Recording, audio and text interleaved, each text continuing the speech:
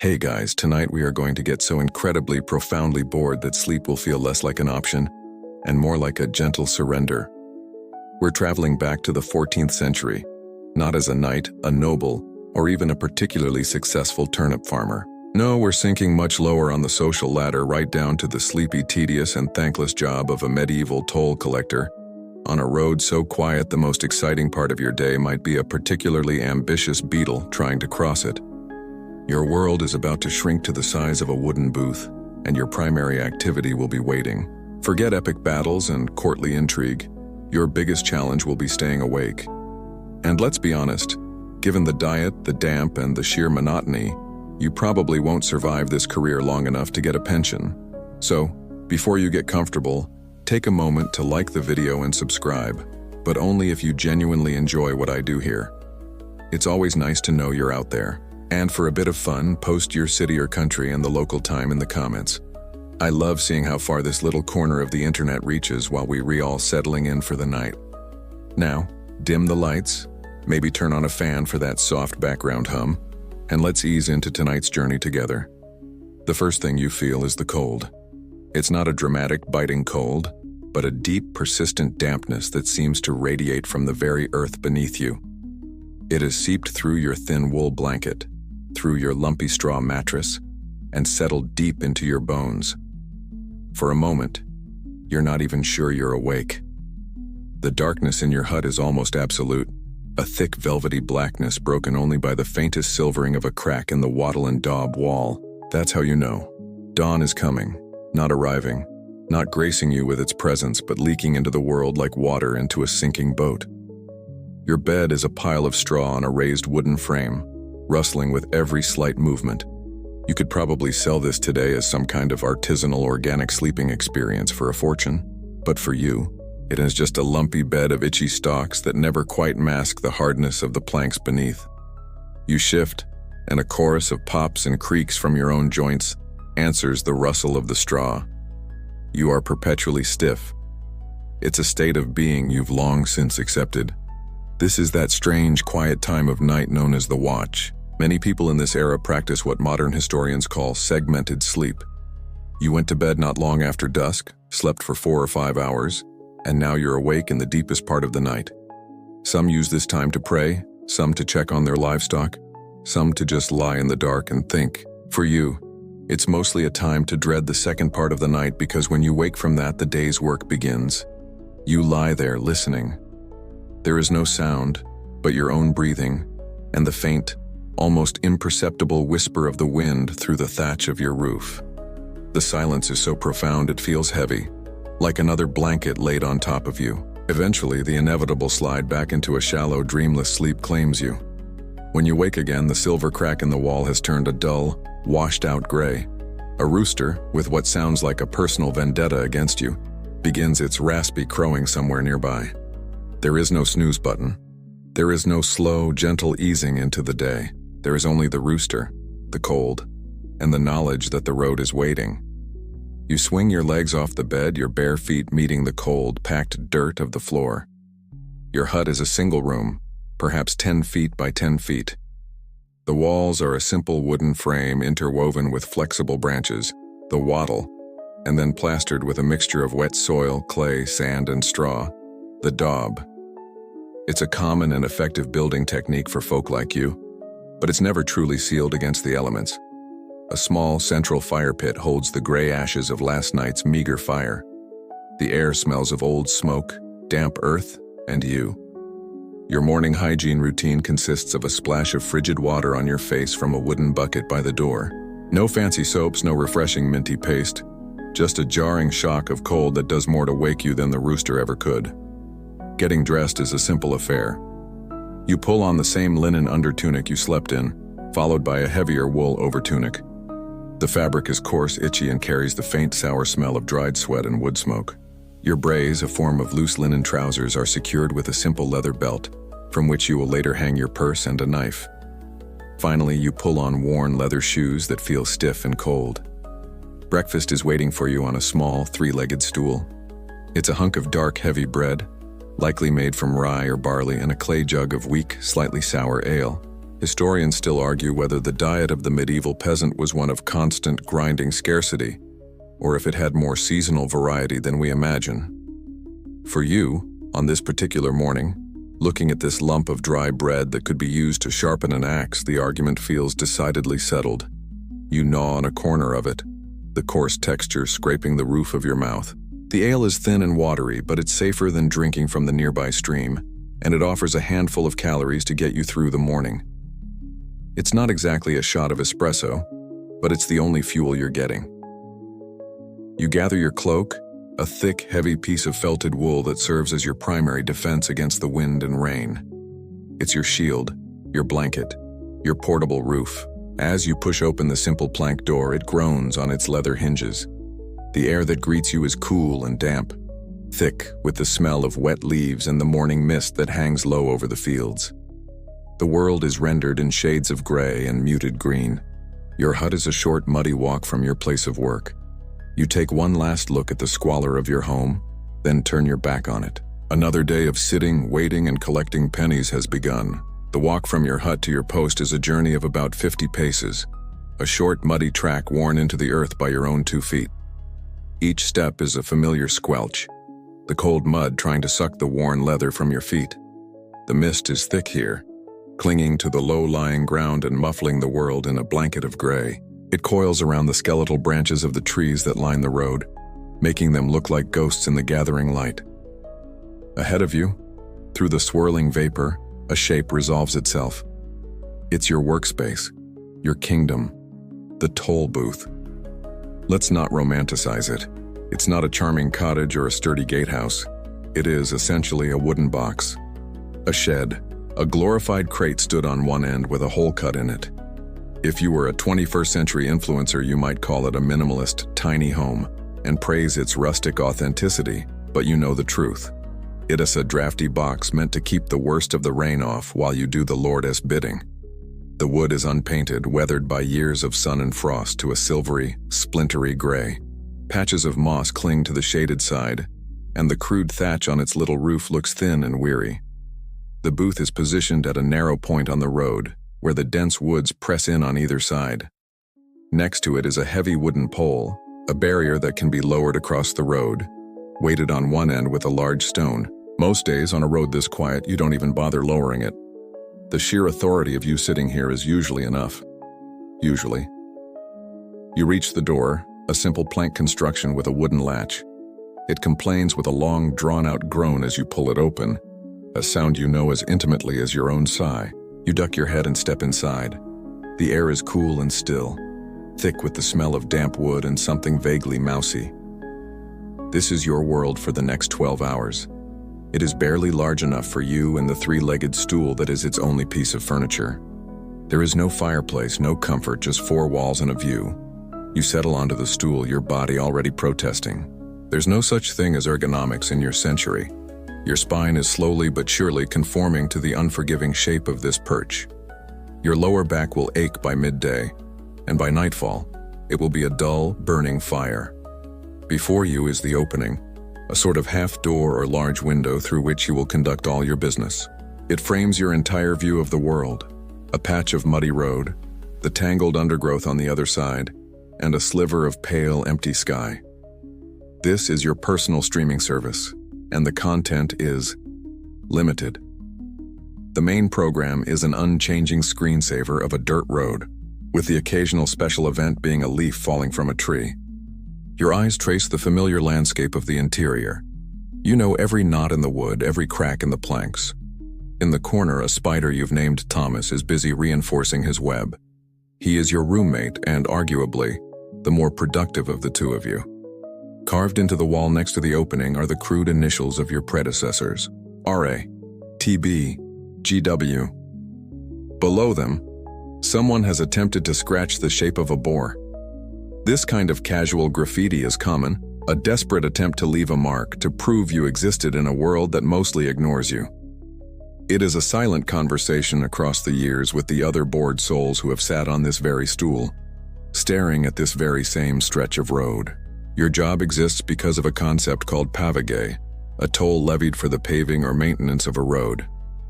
Your lord, Baron Fitzwalter, has the king's permission to collect a fee from anyone using this road, with the solemn promise that the funds will be used for its upkeep. You glance out at the muddy, rutted track, full of puddles from the last rain, and you can't help but feel a little cynical about where the money is actually going. Historians still argue whether these tolls were a legitimate, if sometimes mismanaged form of public works funding, or simply a method of arbitrary extortion for local lords to line their pockets. Sitting here, feeling the draft come through a crack in the wall, you have a pretty strong opinion on the matter, but your opinion is worth less than the smallest coin you'll collect today. Your duty is not to question but to sit, to watch, to wait. The sun has climbed a little higher now, though it's still hidden behind a thick bank of clouds. The mist has begun to thin, revealing the road stretching into the distance in both directions. It is utterly, profoundly empty. The silence presses in again, no longer softened by the confines of your hut. Here, it is vast and open, broken only by the caw of a distant crow or the rustle of some small, unseen creature in the woods. You are in position. You are ready. The long, slow, soul-crushingly tedious business of the day has officially begun. The waiting starts now. The silence stretches, thin and taut. The world seems to be holding its breath, and you find yourself doing the same. You let it out in a slow, misty plume and begin your morning ritual, the small, repetitive tasks that mark the official start of your workday. From a small cavity under your stool, you retrieve the tools of your trade. There are only 3 of them, a trinity of tedious responsibility. First is the coin box. You lift it with both hands, its weight a familiar burden. It's made of thick oak planks bound with straps of blackened iron, and it feels more like a small treasure chest than a cash box. In fact, it's probably more secure than your entire hut. The lid is fastened with a heavy iron hasp and an absurdly large lock, for which the Lord Steward keeps the only key.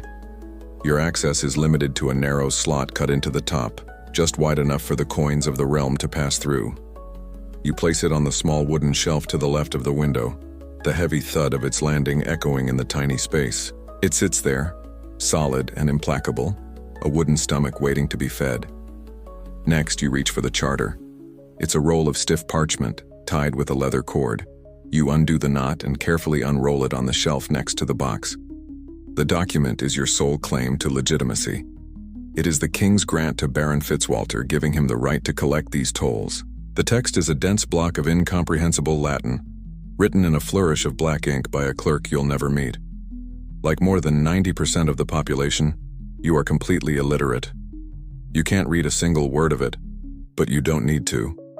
You know its power lies not in its words, but in its form. You recognize the shape of the Baron's name, and you revere the heavy, intricate wax seal at the bottom, stamped with his coat of arms. This is your official ID badge. If a traveler accuses you of being a common highwayman, you don't argue. You simply unroll the charter and point with unearned confidence at the fancy script and the big red blob of wax, since they almost certainly can't read it either. The display of officialdom is usually enough to end the debate. To supplement the unreadable charter, you have your own record-keeping system. You pull out a short, smooth piece of hazelwood from your belt pouch, along with your knife. This is a tally stick, a simple and ancient accounting tool. For each traveler or cart that pays, you'll carve a small notch into the wood. A single person on foot is a thin line. A man with a horse or a cart gets a V-shaped notch. At the end of the week, the steward will compare the notches on your stick to the coins in the box. It's a primitive system, but it works well enough. You run a thumb over the notches from yesterday. 7. It was a busy day. The final tool is propped in the corner, almost as tall as the booth itself. It's a spear. It's not a knight's lance or a soldier's pike, but a common utilitarian spear with a leaf-shaped iron head and a long fire-hardened ashwood shaft. It leans there, a silent and rather unconvincing security guard. This spear is your corporate-mandated personal protective equipment. You are, in theory, meant to defend yourself and the Lord's money from bandits and thieves. You've never had to use it. You've never even been seriously threatened. Most days, its main function is to give you something to lean on when you step outside to stretch your stiff back. Historians still argue whether the roads of medieval England were the treacherous, bandit-infested death traps of popular fiction, or if, for the most part, travel was mundane and relatively safe. Your own experience suggests the latter. Still, the presence of the spear is a constant low-level reminder of potential violence. You sometimes pick it up, feeling its weight, and practice a few clumsy thrusts at the empty air. You know with a deep and certain sense of your own inadequacy that if a genuinely dangerous person decided they wanted the contents of the coin box, this spear would be of very little use in your untrained hands. It's a prop, a piece of theater designed to discourage the opportunistic, not to defeat the determined. And so your workstation is set. The heavy box is ready for coins. The official charter is displayed for authority. The tally stick is prepared for accounting. The spear is positioned for a security it likely can't provide. Everything is in its place. All your meager equipment is laid out, a still life of medieval bureaucracy and boredom. You sit on your hard stool, your hands resting on your knees, and you face the opening. You stare out at the road, which remains stubbornly, insultingly vacant. The stage is perfectly set. Now all you need is a player to wander onto it. The great wait continues. An hour passes. Or maybe it's 2. Time moves like thick honey out here, a slow, sticky ooze you can't quite measure. The sun has burned through the highest layers of cloud, turning the world from a flat gray into a landscape of soft, watery light. The birds have begun their day in earnest now, their chirps and calls providing a gentle, ever-present background noise. You've shifted on your stool a dozen times trying to find a position that doesn't make your bones feel like they were grinding together. You've counted the leaves on a branch opposite your booth.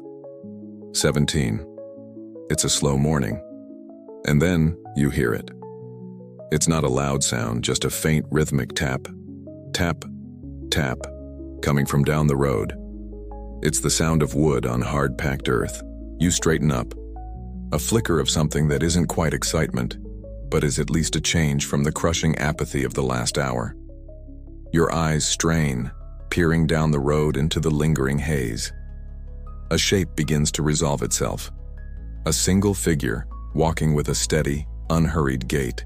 The anticipation is almost comical. After all this waiting, all this preparation, your first customer of the day finally appears. It's the medieval equivalent of seeing that little notification bubble pop up on your screen. You feel a strange, professional alertness settle over you. This is it. This is the job. As the figure draws closer, the details become clear. It's a man, neither young nor old, with a face weathered by sun and wind. He wears a simple, earth-colored wool cloak over his tunic and a broad-brimmed felt hat to shield him from the elements. In his hand, he carries a long, sturdy staff of polished wood that makes that rhythmic tapping sound with every other step. This is a pilgrim. You can tell by the scallop shell badge, the sign of St. James, sewn onto the front of his hat. He has either been to, or is going to, a very distant shrine. Pilgrimage is a cornerstone of faith in your world. People from all walks of life undertake these long, arduous journeys for a multitude of reasons: to seek a cure for an illness, to do penance for a sin, to fulfill a sacred vow, or just to feel closer to God. For some, it is the only time they will ever travel more than a few miles from the village where they were born. You've seen hundreds of them pass this way. The pilgrim finally reaches your booth, his footsteps slowing. He stops before the opening and gives a slight, weary nod. His eyes are distant, focused on a horizon you can't see. You clear your throat, activating your best customer service voice, which is really just your normal voice, but a fraction less monotone. A penny for the road, you recite, the words worn smooth from use. By order of the Baron Fitzwalter. The pilgrim says nothing. He simply nods again, accepting the transaction as another small trial on his holy path. He rests his staff against the side of the booth and reaches for a small leather pouch tied to his belt. His fingers fumble with the drawstring, and he tips a few coins into his calloused palm. You see 2 small, thin silver pennies and a couple of darker, copper-colored coins of lesser value. He selects one of the pennies and holds it out to you. You take it. The coin is cool to the touch, surprisingly lightweight. It's a hammered silver penny, struck by hand so it's not perfectly round. The king's face on the front is worn nearly smooth from its passage through countless hands. You wonder briefly about its journey. Whose pocket was it in yesterday? What was it used to buy? A loaf of bread? A pint of ale? You give it a customary glance, not that you'd know a forgery if you saw one, and then turn to the coin box. You hold the penny over the slot and let it drop. The sound it makes is surprisingly loud in the morning quiet. It is not the satisfying cha-ching of a full coffer, but a lonely, hollow clink, tinkle, as it hits the wooden bottom and settles. The first revenue of the day. Time to start planning your retirement. You pick up your tally stick and your knife. You press the blade into the soft hazel wood and carve a single straight line. 1 traveler, 1 penny. Your accounting is now up to date. You look back at the pilgrim who is tucking his coin pouch away. On an impulse, you ask, "To Walsingham?" It's a popular shrine not too far from here. The pilgrim shakes his head, his gaze still distant. "Canterbury," he says, his voice raspy from disuse. You nod. A much longer journey. You wonder if his quest is born of true pious devotion. Historians will one day argue whether the great pilgrimages were primarily acts of faith or a form of medieval tourism. A rare chance to escape the endless cycle of labor and see a bit of the world. Looking at this man's tired face, it could easily be either. Or perhaps he's what they call a palmer, a professional who journeys endlessly on behalf of wealthy patrons who'd rather pay someone to do their penance for them. He gives you another slight nod, a silent thank you and dismissal all in one. He retrieves his staff and without another word continues on his way. You watch him go, the rhythmic tap, tap, tap of his staff resuming its steady beat. You follow his slow, solitary progress down the road until his form begins to blur into the landscape, becoming just another indistinct shape in the distance. Soon, he vanishes completely. The tapping sound fades, absorbed by the vast quiet air, and you are alone again. The road is empty. The brief interlude is over. The silence that rushes back in to fill the void feels deeper, more profound than before.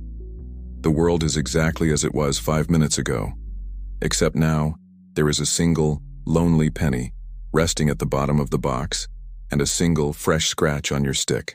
The road remains empty. The world remains quiet. The only evidence that the pilgrim was ever here is the single, thin scratch on your tally stick and the memory of that lonely clink as the penny fell into the box. Your mind, having nothing else to occupy it, fixates on that coin. 1 silver penny. You picture it sitting in the dark wooden belly of the box, a tiny, gleaming disk of potential. By the end of the week, the steward will come. He will unlock the heavy padlock, empty the box into a leather sack, glance at your tally stick with a suspicious squint, and ride away without so much as a thank you. You follow the penny on its imaginary journey. It will travel in that sack to the Baron's castle, that great stone beast on the hill you can sometimes see from the high field. There it will be counted by a reeve, its existence noted by a clerk, before it disappears into the Lord's treasury, a river of silver fed by 1,000 tiny streams just like this one. And then what? What does your penny, the pilgrim's penny, buy for the Baron? Perhaps it contributes a single link to the chain of a new hunting dog, or pays for the salt on his roasted boar for one night's feast. Maybe it becomes part of the wage for a stonemason repairing a battlement, or buys a single colorful thread for a new tapestry in the Great Hall. You try to imagine the Baron's life, a world away from your drafty hut and damper booth. You picture him in a hall with roaring fires even in summer, complaining about a chill from a window 40 feet high. A life of such warmth and fullness, funded by the cold and empty hours of men like you. It's the ultimate case of medieval first world problems. You, of course, see none of this money.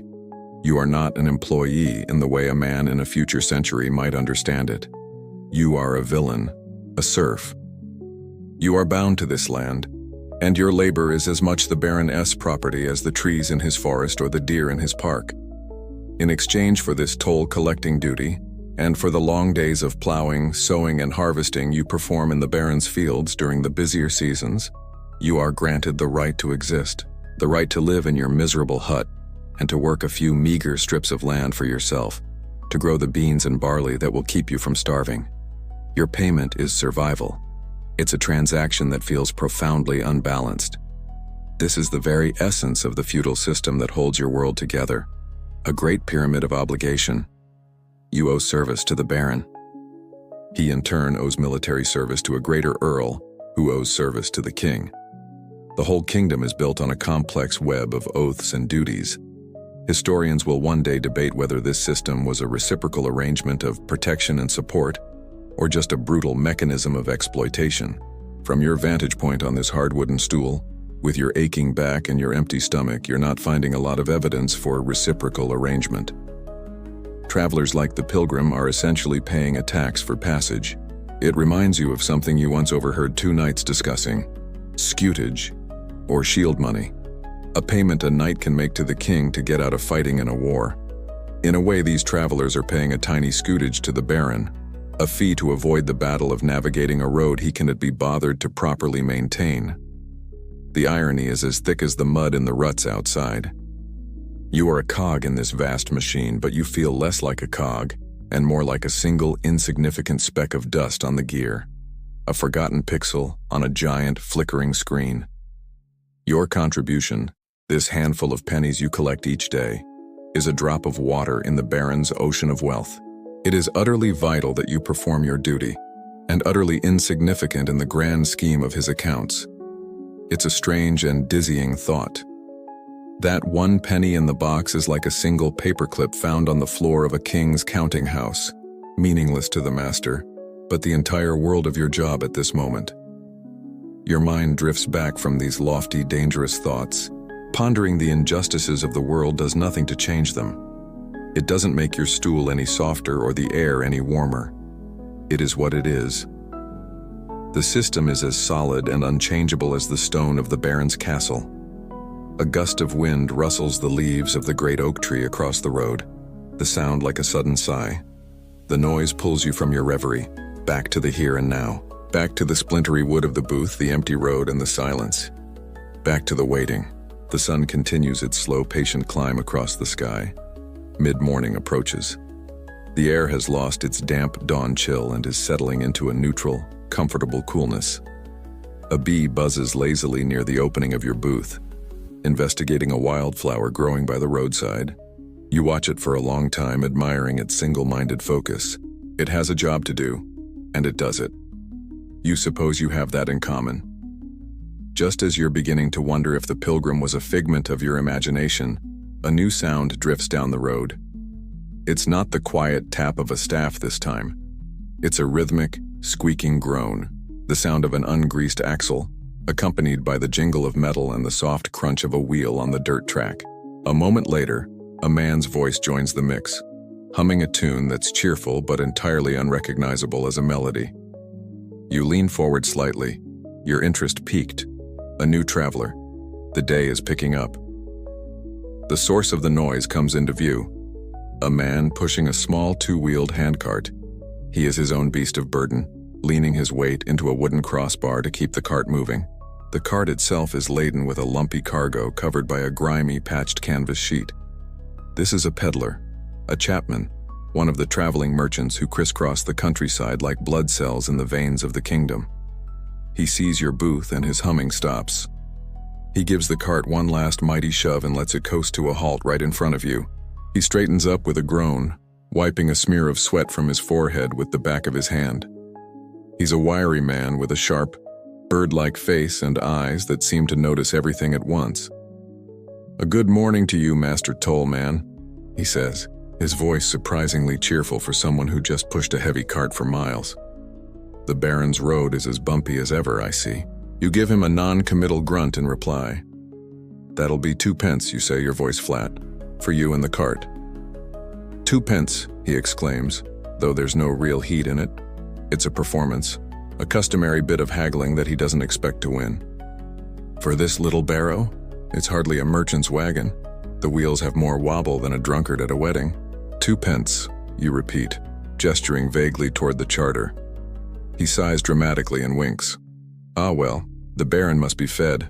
Can't have him wasting away." He lifts a corner of the canvas to get at a pouch tied to the cart's frame. You catch a glimpse of his wares, The dull glint of tin pots, a bundle of brightly colored ribbons, the smooth wood of carved spoons and combs. His cart is a roving marketplace, a mobile convenience store for the isolated corners of the realm. For people in remote villages, and especially for someone as isolated as you, these peddlers are a vital link to the wider world of commerce, bringing goods they would otherwise never see. His return policy is probably terrible, though. He pulls out 3 silver pennies, examines them, and hands 2 to you. You drop them into the box. Clink, clink. The sound is twice as satisfying as the pilgrim's single coin. You take your tally stick and carve a V-shaped notch, the mark for a cart. As you work, the peddler leans against his cart, eager to talk. Just came from Oakhaven Market, he says, naming a town a day's walk from here. Busy as a kicked anthill. The wool merchants are paying good silver this season. You just nod, but you're listening. This is the other commodity the peddler carries. News, gossip, rumors, stories. He is your weekly news report, your connection to a world beyond this stretch of dirt. Historians will one day argue whether the main function of these chapmen was economic or social. But for you, the news is worth more than any ribbon he might sell. Had to deal with that scoundrel Thomas Fletcher again, he continues, his voice lowering conspiratorially. Selling what he calls pepper from the Orient. Tasted more like ground acorns and road dust to me. The adulteration of expensive goods, especially spices, is a common trick. A pinch of real pepper mixed with a whole lot of something else could fool an unsuspecting buyer and turn a massive profit. A man can't make an honest living with rogues like that about. He looks at you, his shrewd eyes taking in your drab tunic and the stark interior of the booth.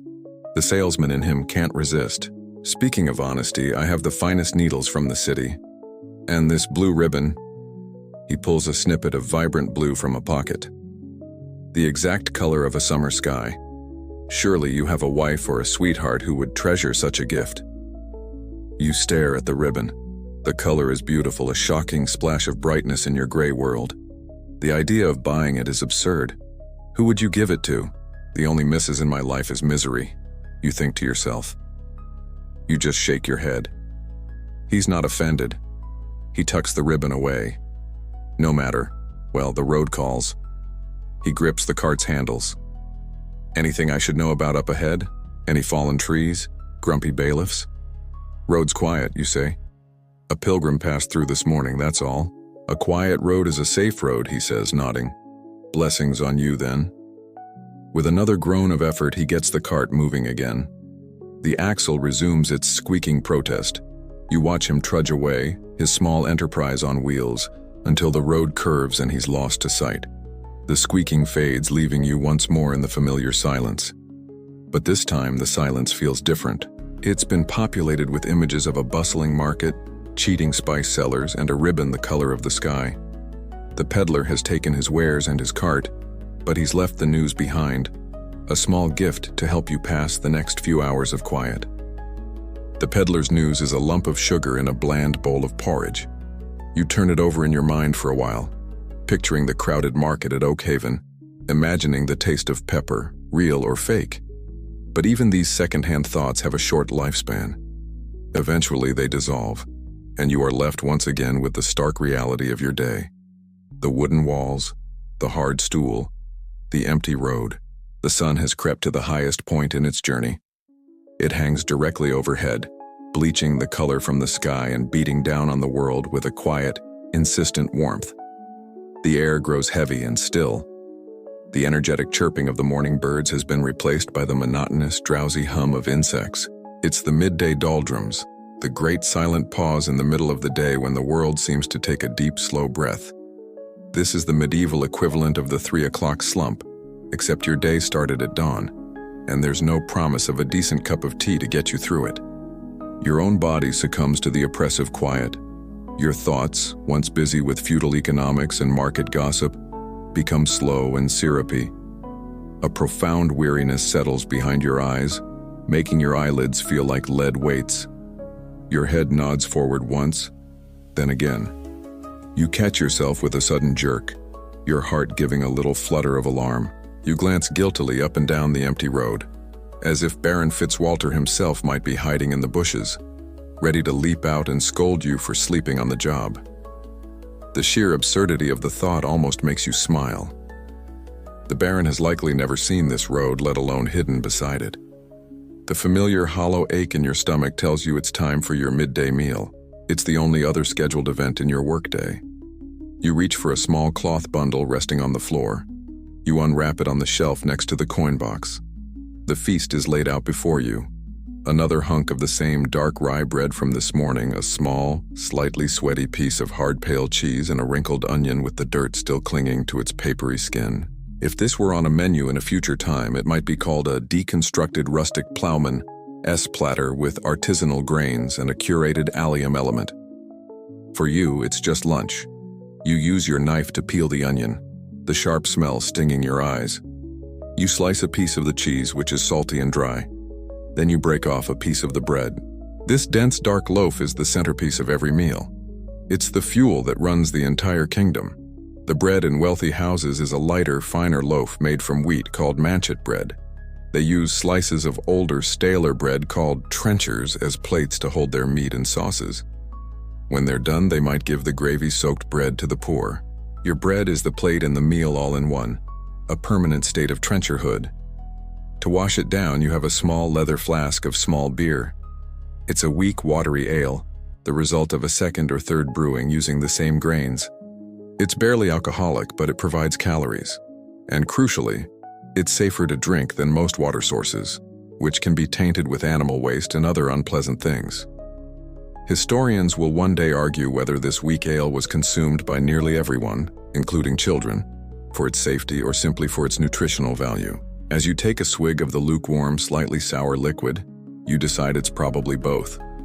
It quenches your thirst without making you sick, and it helps you feel a little less empty. The process of eating is slow and deliberate. You take a bite of bread, its coarse texture demanding a long, patient chew, then a bite of sharp onion, then a nibble of salty cheese, then a swig of ale to wash the dry crumbs down your throat. It is not a meal of pleasure, but of function. Each bite is a conscious effort to refuel your body, to give it enough energy to endure the rest of the afternoon. There are no conversations, no distractions. There is only the sound of your own chewing and the drowsy hum of the insects outside. When the last of the food is gone, you brush the crumbs from the shelf onto the floor for the mice to find later. You cork your flask and place it back in the bundle of cloth. You are no longer hungry, but you are now even sleepier. The small amount of food in your stomach seems to be calling for a nap. But there is no napping. There is only the hard stool and the long, slow downward slide of the afternoon sun. You lean back against the wall of the booth, the rough planks pressing into your spine. The road is still empty. The world is still quiet. The great sleepy pause of midday continues, and you are right in the very heart of it. The afternoon wears on, a vast, featureless desert of time you have to cross. The warmth of the sun and the weight of your meal have conspired against you, pulling you toward a drowsy, lethargic state. You're engaged in a silent, protracted battle with sleep, a war waged in the trenches of your own consciousness. You are losing, then a commotion saves you from unconditional surrender. It starts as a distant clattering, punctuated by the aggrieved braying of a mule and the gruff shouting of a man. The sounds grow steadily louder, a wave of bad temper rolling down the quiet road. This is not the sound of a holy pilgrim or a cheerful peddler. This is the sound of trouble, or at least of a very bad day. A moment later, the source appears. It's a farmer, stocky and red-faced, wrestling with a small, rickety cart being pulled by the most stubborn-looking mule you have ever seen. The man is pulling at the mule's bridle while the mule, in a masterclass of passive resistance, has planted its hooves and refuses to budge. The cart is mostly empty, save for a few wooden crates and, in a small wicker cage, a single agitated chicken that clucks nervously with every jolt. After another round of cursing that makes you blush, the farmer finally gets the mule moving again, and the whole chaotic ensemble clatters to a halt before your booth. The farmer glares at you as if this entire situation is your fault. 2 pence, you say before he can even begin. For the man, the beast, and the cart. The farmer's face, already flushed from his argument with the mule, deepens to a shade of angry plum. 2 pence? 2 pence? For what? A cartload of air and a chicken that's more bone than meat? Are you mad? This is the medieval version of arguing with an automated helpline. The rage is real. The target is just a mouthpiece for the system, and the outcome is predetermined. The toll is 2 pence, you repeat calmly, keeping your face a mask of bored indifference. I'm not a merchant, he sputters, thumping a dusty fist on the side of your booth. The chicken gives a startled squawk. I'm a farmer taking this bird to my sister in Little Hangleton. It's a gift, not goods for market. Ah, the old personal item loophole, a classic. It's cargo in a cart pulled by a beast of burden, you recite, the rule of familiar tasteless wafer on your tongue. The Baron's charter is clear. You can see the simple, law-abiding clothes he wears, the coarse, undyed wool known as russet, sumptuary laws designed to keep the social classes visually distinct, dictate that a man of his station cannot wear fine fabrics or bright colors. He is, by law and by appearance, a simple man of the earth. And the system you represent is squeezing him for a pittance he clearly feels he cannot spare. The Baron's charter is theft, he roars. And you're his little thief in a box. I work the soil from sunup to sundown to feed my family, and he sits in his castle and pays you to steal from my pocket. His anger is a hot, palpable thing. It fills the small space between you. But you've heard it all before. His argument is not with you, but with the entire structure of the world. And that is a fight he can never win. Historians will one day debate whether these endless petty tolls were a minor, irritating cost of business, or a significant economic burden that kept the peasant class permanently impoverished.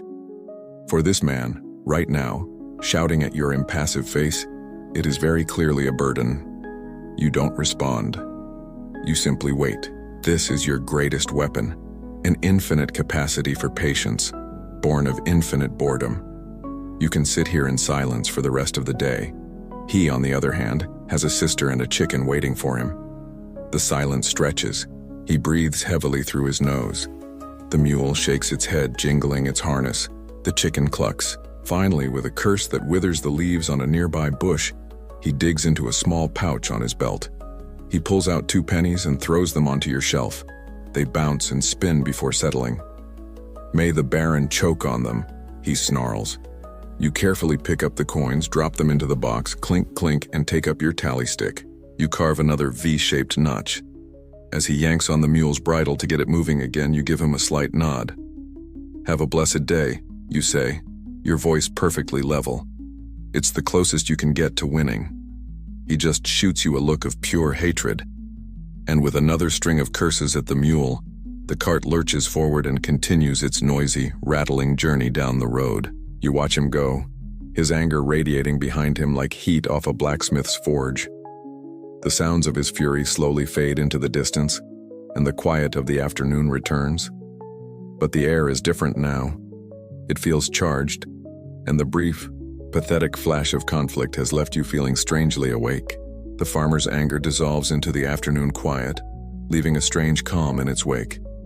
The brief spike of adrenaline has sharpened your senses, pulling you out of your sleepy haze. You are fully awake now, your mind clear and alert.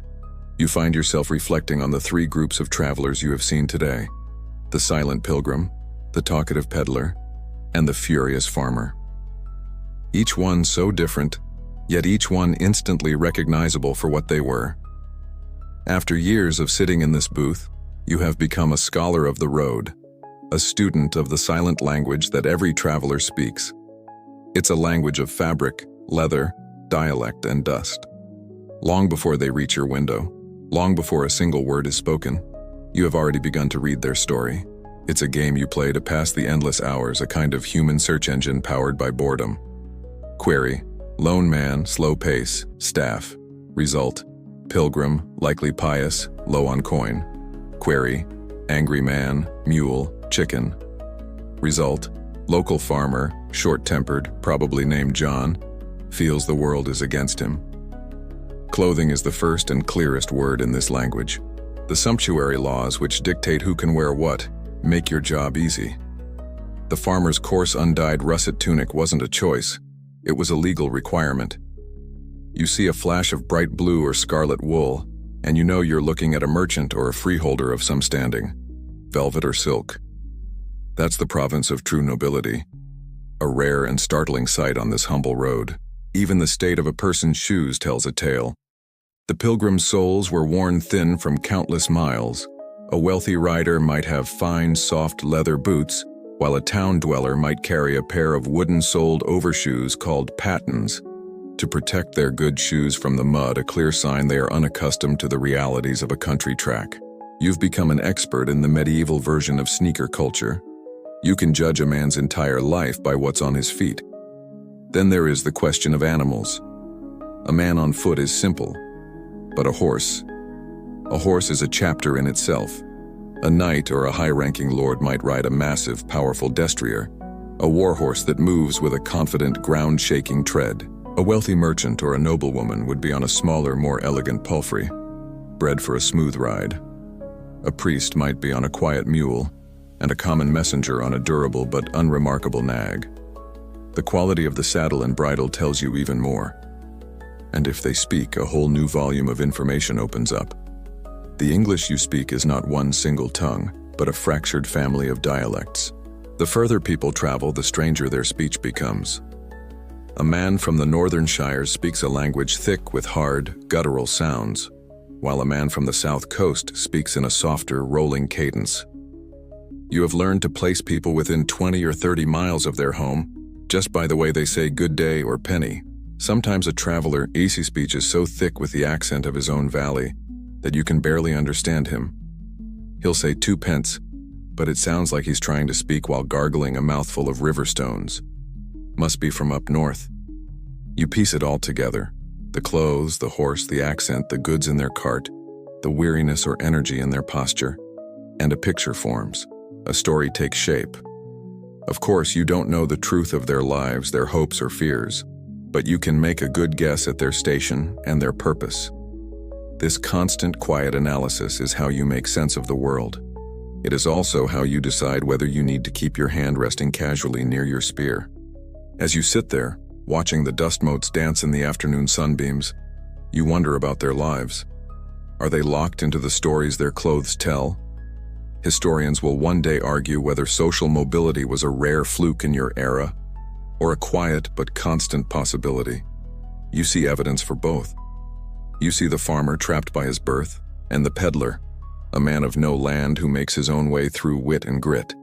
Perhaps a man could trade his russet tunic for a merchant's fine wool, if he had enough luck. You've seen it happen, but you've seen far more who are born to the soil and die in the soil, their whole lives written in the same unchanging chapter. Your gaze drifts from the road to the woods and the fields. You apply your observational skills to the world around you. The slight curl of a leaf on the oak tree tells you it needs rain. The flight pattern of a kestrel hovering over the field tells you it has spotted a mouse. It is all a language, you realize. Everything is speaking all the time, you just need to be quiet enough to learn how to read it. Your attention, trained to watch for the movement of humans, begins to notice the other kinds of traffic on your road. This world, which seems so empty and silent, is in fact teeming with life. It is a constant stream of travelers who owe no allegiance to the baron, who pay no heed to your authority, and who cross the road with a freedom you can only envy. They are nature's untold passengers, and they are your only constant companions. The birds are the boldest of these tax evaders. A small, plump robin with a chest the color of a dying ember frequently lands on the barrier pole, tilting its head to look at you with a shiny black eye. You've taken to calling him Robert. He's your most regular visitor. In the mornings, a frantic mob of sparrows descends on the road to squabble over a horse dropping, their chirps filling the air like tiny angry bells. High above, a kestrel hangs motionless on the wind, a silent hunter scanning the fields. Sometimes a crow, black as sin, will land on the roof of your booth and let out a series of deep, guttural croaks, a sound that feels like a judgment. You have read in the cheap woodcut prints the peddler sometimes sells that each animal has a meaning. The crow is a bad omen, the robin a symbol of God's charity. It's all part of the great story written in the world, if you know how to read it. Then there are the smaller commuters. Your friend Thomas the Spider is diligently working on an extension to his web, a master architect and engineer. A column of black ants marches purposefully from a crack in a stone to the remains of your lunch crumbs. A tiny, disciplined army on a vital mission. A fat, bumbling beetle, its shell an iridescent green and purple, makes a slow, perilous journey across the road. A merchant hauling a precious cargo of nothing. Your booth is less a toll house and more of a wildlife hide. People in a future crowded world might pay a great deal of money to sit this quietly and watch the world work. You are, in effect, a very poorly paid nature documentarian. The mammals are shyer. You'll catch a flicker of movement from the corner of your eye and see a wood mouse, quick as a thought, dart from one side of the road to the other. You hear rustling in the undergrowth that hints at the secret lives of shrews and voles. At dusk, if you are very still and very lucky, you might see a fox, a flash of red fire, slip out of the woods to begin its nightly hunt. Its cunning is legendary. The priests say it's an agent of the devil, but watching its graceful, silent passage, you see only a wild and beautiful thing. And all around you is the slow, silent life of the plants. The great oak tree across the road is your calendar. You watch its bare winter branches sprout tight green buds in the spring, which unfold into a glorious canopy in the summer, then turn to gold and fire in the autumn before falling to leave the branches skeletal once more. In its shade grow wild flowers, the bright yellow of coltsfoot, the delicate purple of self-heal.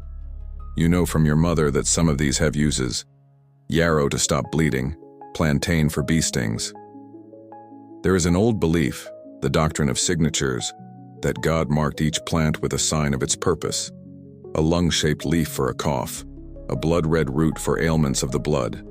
You look at a small star-like blue flower and wonder what its signature could possibly be for. Maybe for curing a case of profound boredom. This is your community. This buzzing, growing, creeping, flying world. Historians will one day argue whether the people of your time had a purely practical relationship with nature, seeing it only as a source of food, danger, and materials, or if they felt a deeper, more spiritual connection to the world around them. For you, it's both.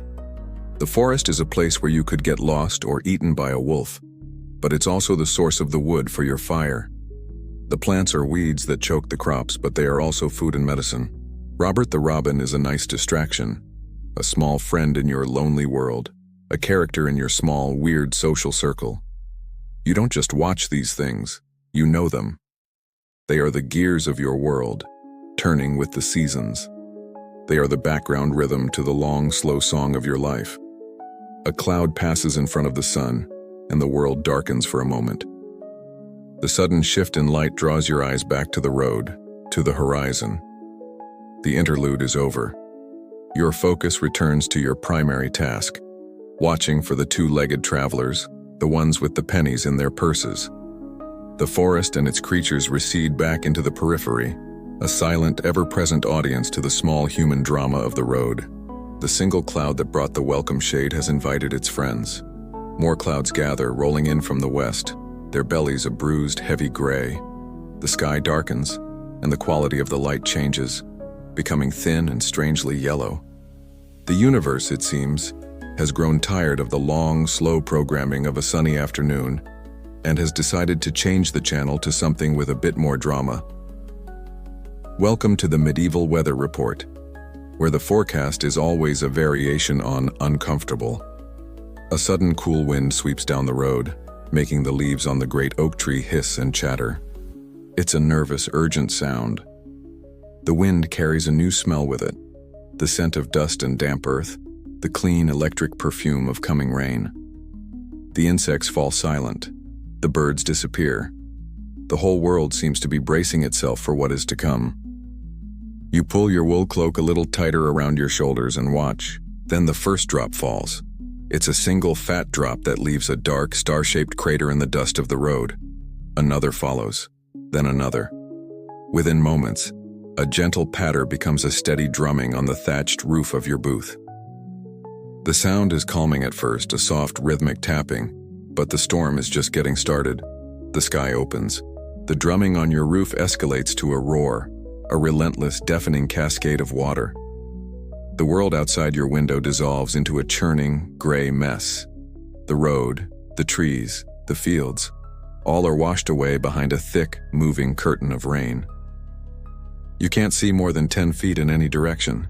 Any traveler foolish enough to be caught out in this would be soaked to the bone in seconds. More importantly, the road itself will be transforming. A dirt track like this, churned up by hooves and cartwheels, turns into a slick, impassable quagmire in a proper downpour. A thick, sticky mud that can pull a shoe off a man's foot or trap a heavy cart up to its axles. There will be no more travelers today. Not until this passes and the sun has had a day or two to bake the mud hard again. Your job is, for all intents and purposes, over. But your shift is not. The temperature drops. A damp chill begins to creep into your little box, seeping through the very wood. The wind, now carrying the rain sideways, finds every crack and gap in the walls, whistling with a low, mournful sound. And then you hear a new noise, one that is not the roar from outside, but a sound from within. Plink. It is the sound of a single drop of water hitting the dirt floor near the back corner of the booth. You look over. A dark, wet patch is spreading on the inside of the wall. Plink. Another drop falls. Your roof has sprung a leak. It's an exciting new water feature for your rustic workspace. Plink. Plink. A slow but steady rhythm begins, a counterpoint to the storm's chaotic drumming. You have a new task now, a promotion. You have been elevated from chief sitter and waiter to the senior analyst of ceiling leaks. You watch the small puddle on the floor grow, a tiny, conquering sea. You huddle on your stool, pulling your feet up away from the spreading damp. You wonder if this is the start of a long spell of rain. There's the old story about St. Swithin. If it rains on his day, it will rain for 40 more. You have no idea if today is St. Swithin's day, but the thought is a dismal one. 40 days of this, 40 days of damp wool, leaking roofs, and a road of pure mud. The thought makes your bones ache. Historians will one day look at the chronicles of your century and see endless accounts of terrible storms, failed harvests, and bitter winters. They will argue whether this was a true climate shift, a little ice age, or if the monks writing the histories were just prone to exaggeration. Huddled here with a cold puddle growing at your feet and the wind howling like a hungry wolf, you feel pretty certain the monks weren't making it up. The world outside has vanished. Your entire universe has shrunk to the interior of this damp, noisy 6-foot box. The roar of the rain is a constant, unthinking wall of sound. The wind moans through the walls. And in the corner, the steady, metronomic plink, plink, plink of the leak marks the slow, miserable passage of time. The quiet, sun-drenched boredom of the afternoon now seems like a lost paradise. You have traded it for a new kind of monotony, one that is cold, wet, and very, very loud. The storm rages on, a wild, untamed thing. You are a prisoner in your leaky box, and your only companions are the roar of the rain and the maddeningly steady plink, plink from the corner. There is nothing to see, nothing to do, and no one to talk to. The mind, left to its own devices in such a void, can become a dangerous and unhappy place. Your hands, idle for hours, begin to feel restless. You need a task, something to anchor you to the present moment. You reach into the small leather pouch on your belt and pull out 2 items. The first is your knife, its bone handle worn smooth and dark from years of use. The second is a piece of wood, a short, thickish branch of birch you picked up a few days ago, liking its smooth bark and lack of knots. This is your analog entertainment system, your defense against the crushing weight of the hours. It's the ultimate mindfulness app, requiring no signal, and the only pop-up notification it gives is a sharp splinter if you lose focus. You settle the wood in the palm of one hand and the knife in the other. For a moment, you just feel their familiar weight. Wood is the foundation of your world. It builds your hut, your stool, your cart. It makes the handle of your spear and the bowl you eat from. It is the fuel for your fire and the material of your coffin. To know wood, to know the soft, yielding nature of birch, the tough stringiness of ash, the hard resilience of oak, is a fundamental skill for survival. You place the knife's edge against the wood and draw it toward you, your thumb acting as a careful brace. A thin, pale curl of wood peels away from the branch, releasing a faint, clean, woody scent into the damp air. You make another cut and another. The sound is a soft, satisfying shh, a quiet, scraping whisper against the loud drumming of the rain. A small pile of fragrant shavings begins to accumulate on the floor between your feet. Slowly, the world outside the booth disappears. The roar of the storm fades into a background hum. The cold and the damp seem to recede. Your entire existence contracts to this small focused space between your hands. You are not a toll collector. You are not a serf. You are, for this brief moment, a creator, an artiste. A very cold, damp artist, admittedly, but an artist nonetheless. A shape begins to emerge from the wood. You decide to carve a bird, a small, simple homage to your friend Robert the Robin. You shave down one end to form a tail, then carefully begin to round the body. You are not a master carver. Your cuts are not always clean, and the proportions are a little strange. It will likely end up looking more like a potato with a beak than an actual bird, a definite entry in the medieval nailed it competition. But it doesn't matter. The purpose is not the product, it is the process. The steady, repetitive motion of the knife is a balm to your restless mind. As you work, you think about the things a man could carve. Some men, you've heard, carve intricate wooden spoons with symbols of love and devotion to give to a sweetheart. The thought is a foreign one. Who would you carve for? The idea of a wife or a family feels as distant and unreal as the life of the baron. You carve for yourself, for the simple act of creation itself. On the small block of wood that will form the bird's base, you idly carve a crosshatch pattern, a series of interlocking lines. It's a pattern you've seen everywhere, on pottery, on leatherwork, on the wooden beams of the village church. Historians will one day argue whether these simple geometric designs are purely for decoration, or if they are the faint echoes of much older symbols, charms for protection or luck whose original meanings are now long forgotten. You don't know why you carve it. It just feels right. Time loses its meaning. The only clock is the slow transformation of the wood in your hands. You carve a small head, then use the tip of your knife to suggest the folded wings. It's crude, but it's recognizable. It is a bird, your bird. As you are scraping the last rough edge from its tail, you become aware of a change. The roar of the rain outside has lessened. The deafening, all-consuming torrent has subsided into a steady, heavy drumming. It's still raining hard, but the fury has passed. You can hear the world again. The gurgle of water running in the ruts of the road. The drip of water from the leaves of the great oak. You look up from your work, your eyes taking a moment to refocus on the world beyond your hands. Through the rain-streaked opening of the booth, you can see the shapes of the trees again, dark and blurry against the gray sky. The storm is breaking. You look down at the object in your hand.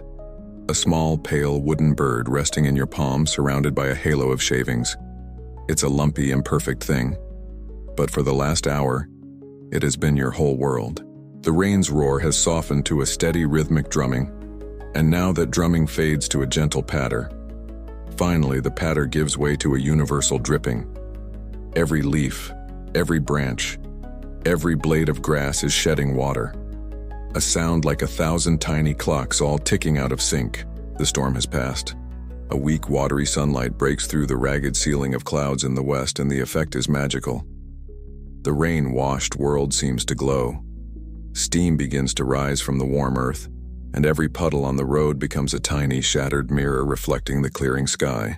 The air is so clean it feels like a freshly laundered sheet, fragrant with the smell of wet soil and bruised leaves. But the light is dying. The sun is low on the horizon, a weary orange ball sinking into the gray clouds. As it descends, it begins to paint the undersides of the clouds in impossible shades of pink, purple, and gold. It's a silent, majestic spectacle, a final, beautiful sigh at the end of a long day. It is as if the Creator is slowly turning down the saturation and brightness sliders on the world, preparing it for sleep. With the fading light come the shadows. They stretch and crawl across the landscape like long, dark fingers. The great oak tree, your steadfast companion all day, transforms into a hunched and menacing giant, its branches like gnarled arms reaching for the sky. A familiar clump of bushes by the side of the road takes on the shape of a crouching beast. Your rational mind knows what these things are, but the older, deeper parts of your brain are not so sure. Night in your world is not just the absence of day. It is another realm entirely. In the towns, a few wealthy homes might have a candle or a rushlight burning, but out here the darkness is absolute. It is a physical presence, a thick, black ocean that swallows the world. And this ocean is filled with monsters, both real and imagined. Wolves and outlaws haunt the forests, but so do other older things. Fairies, goblins, demons, and the restless spirits of the dead. The night belongs to them. No sane person travels after dark. Your shift, however, is not over. The Baron Es rules state you must man this post until the evening bell tolls at the distant monastery, a sound you can only just hear on a clear night. So you must sit here and wait as the darkness deepens. It is the medieval version of being forced to stay at the office until 5 o'clock on a holiday weekend, even though everyone knows no more work will get done. The last sliver of the sun disappears, and the colors in the sky fade to a deep bruised purple, then to black. The world is now rendered only in sound and suggestion. The dripping from the trees continues, a gentle, percussive rhythm. A chorus of frogs starts up in a nearby ditch, their croaks loud and confident in the twilight. From deep in the woods, you hear the first hoot of an owl, a lonely, questioning sound that raises the hairs on your arms. Every rustle of leaves is a footstep. Every snap of a twig is a threat.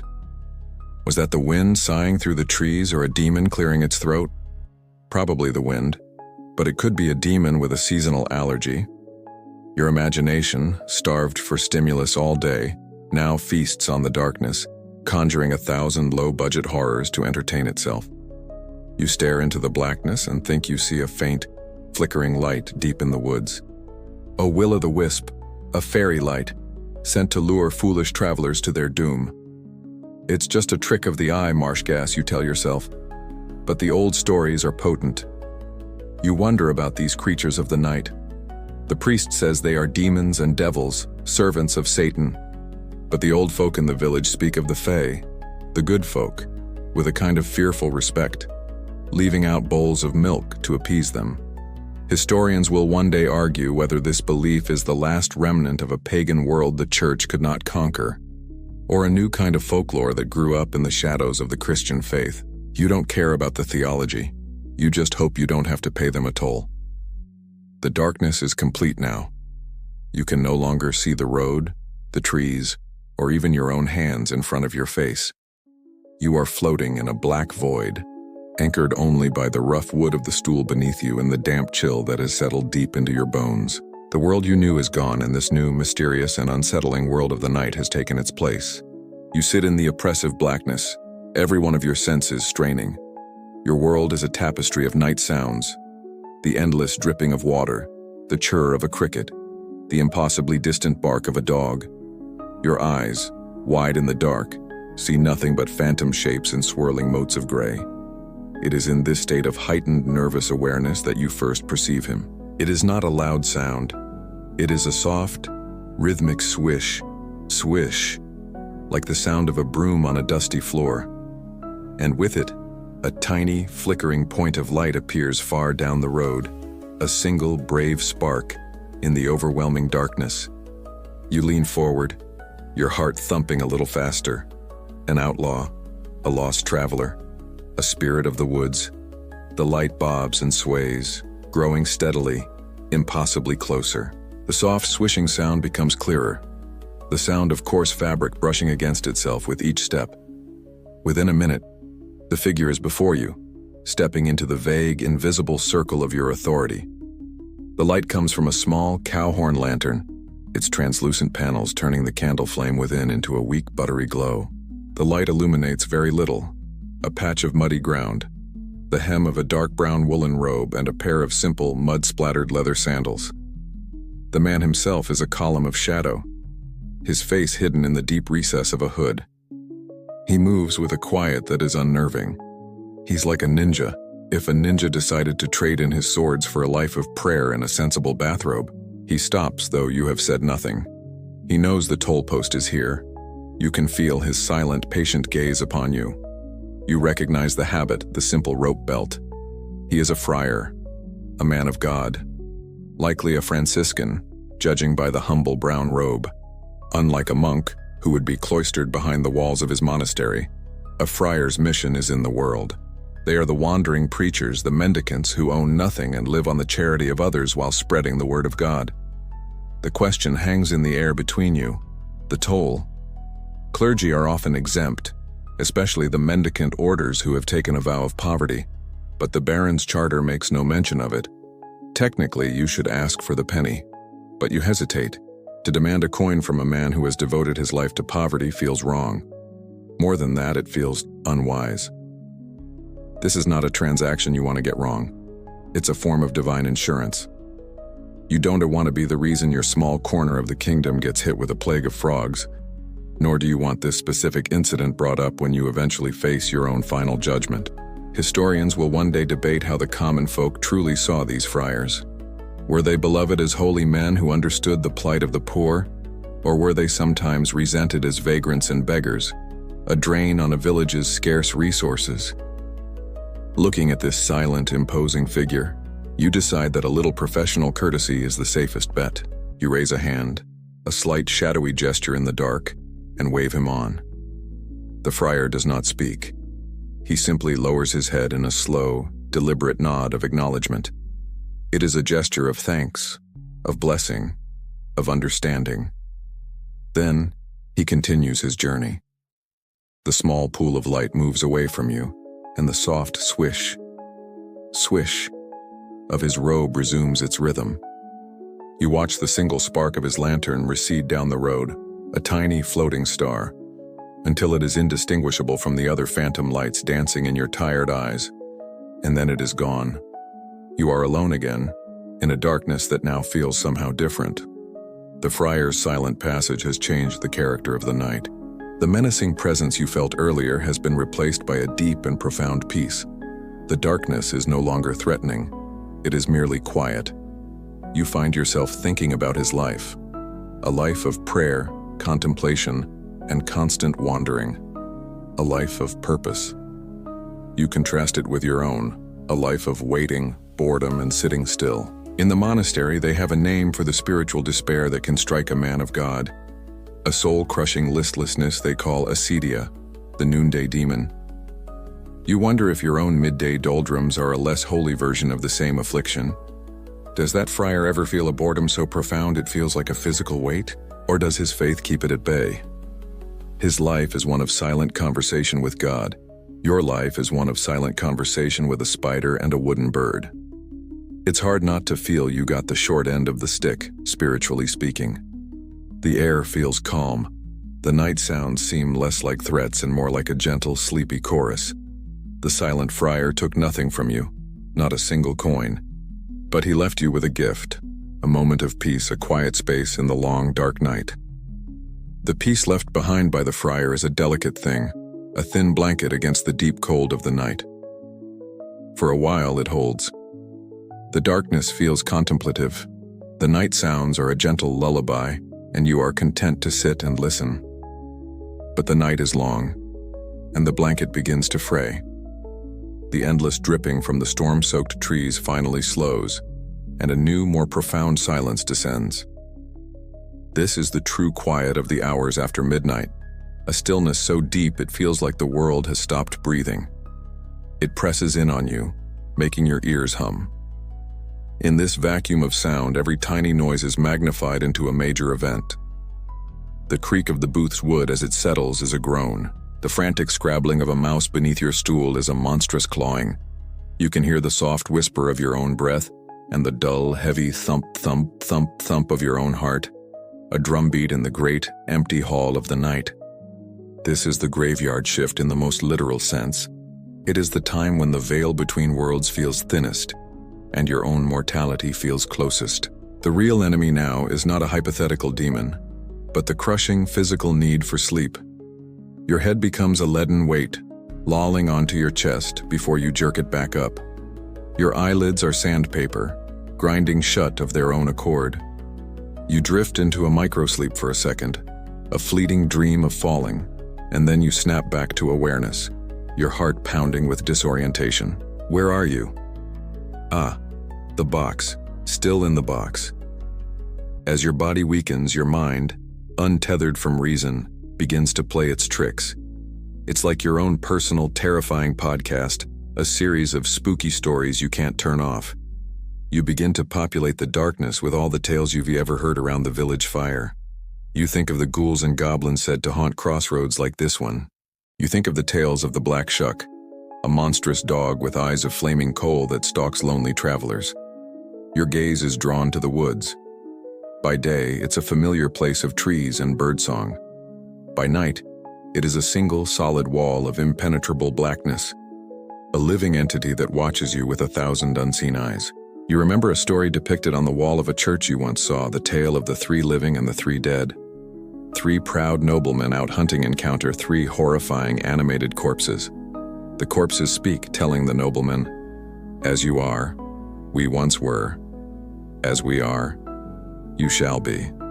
A chilling reminder of death's inevitability. The story circles in your tired mind. You are the living and the night is full of the dead.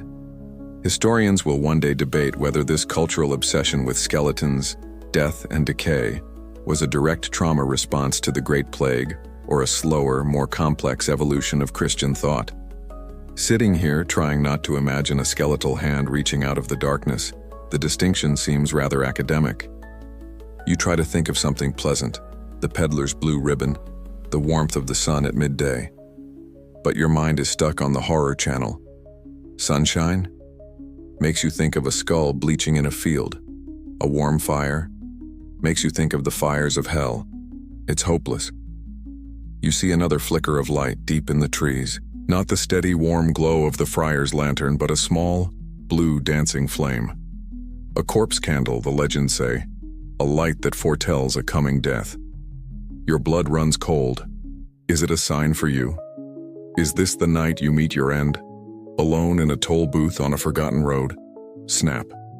The sound is loud, sharp, and shockingly close. The sound of a heavy branch breaking under a heavy foot. It is not a deer. It is not a fox. It is something heavy. Something is out there, just beyond the edge of sight. Your breath catches in your throat. Your hand, slick with sweat, closes around the cold, familiar shaft of your spear. You lift it, its iron tip pointed toward the sound. A useless, pathetic gesture against the vast, consuming darkness. Your heart is a frantic rabbit in your chest. The silence that follows the sound is worse than the noise itself. It is a waiting silence, a listening silence. You are no longer alone. And then, through the terror, a new sound reaches you. It is faint at the very edge of hearing, but it is there. A deep, resonant bronze tone. Bong. The monastery bell miles away, tolling for matins, the midnight prayer service. Bong. It is a human sound. A sound of order, of faith, of a world that is still awake and sane. It cuts through the darkness, a blade of pure, clean sound that slices through your fear. Bong. The sound is an anchor, a lifeline. You are not lost in a haunted wilderness. You are a man at his post, on a road within the domain of a Christian baron, within earshot of the house of God. The terror does not vanish, but it loosens its grip. The night is still dark, but you are no longer completely alone in it. The last echo of the monastery bell fades into the night, leaving a ringing silence in its wake. Your fear, which a moment ago was a sharp and piercing thing, has been blunted by the holy sound. The snap of the twig still echoes in your mind, but the terror it induced is gone. You lower your spear, your knuckles white from the pressure of your grip. You are still afraid, but it is a manageable fear now, a low hum of anxiety rather than a scream. It is then that you hear a new sound, a wet, sucking noise from the direction of the twig snap. It's the sound of a horse's hoof being pulled from thick mud. A moment later, a man's voice, gruff and impatient, cuts through the darkness. "God's teeth, what a mire! You there in the box, show a light!" The voice is as familiar as it is unwelcome. It's Master Oswald, the Baron's Reeve, the man you call the steward. The source of the terrifying sound in the woods was not a demon or a ghoul, but something far more mundane and, in its own way, more dreadful. Your boss making an unscheduled visit. It is the medieval equivalent of seeing the regional manager's carriage pull up for a surprise audit in the middle of the night.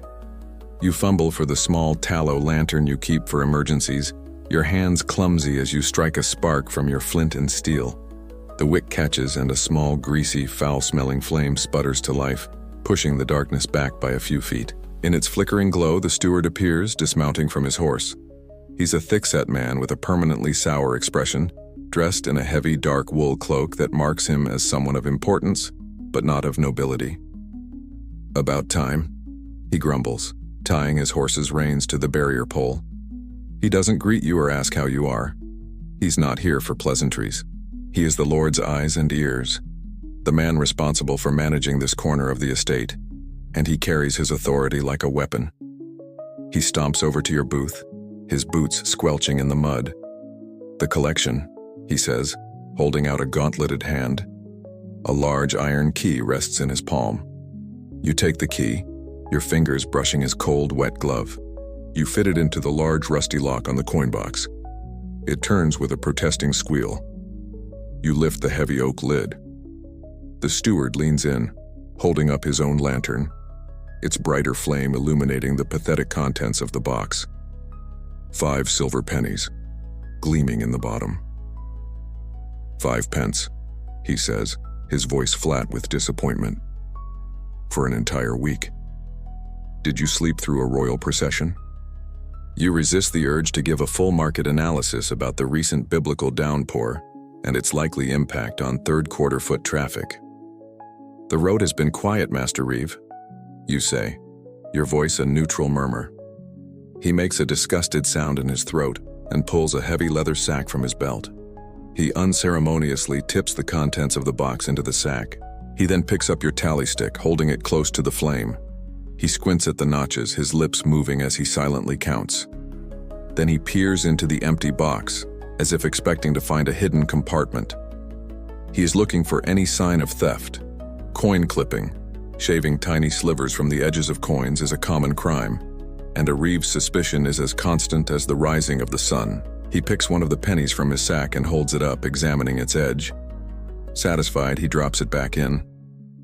The leak is worse, he says, noticing the puddle in the corner.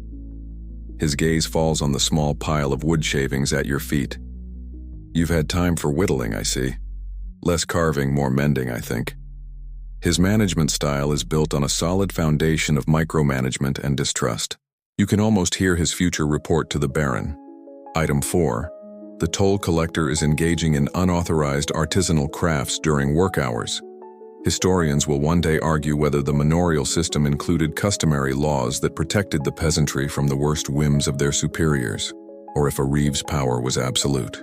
To you, standing here under his critical gaze, it feels pretty absolute. He is the face of the system, and your role is to be invisible and obedient. He hands the tally stick back to you, along with the key. The Baron expects more. See that he gets it. It's a meaningless command, an order to create travelers out of thin air, but it's the sort of thing men like him say. He turns without another word, unties his horse, and heaves himself into the saddle. He gives you one last withering glare, then urges his horse on, its hooves making that same sucking sound in the mud as it disappears into the night. The small, greasy light of your lantern seems to flicker in his wake. The coin box is empty. The brief holy peace brought by the friar has been thoroughly scoured away, replaced by the familiar, sour taste of resentment. The fear of ghosts and monsters has been banished, but in its place is the cold, mundane anxiety of being powerless. The night is quiet once more, but it is no longer peaceful. You are left in the dark with the ghost of the steward's disapproval, a chill that has nothing to do with the night air.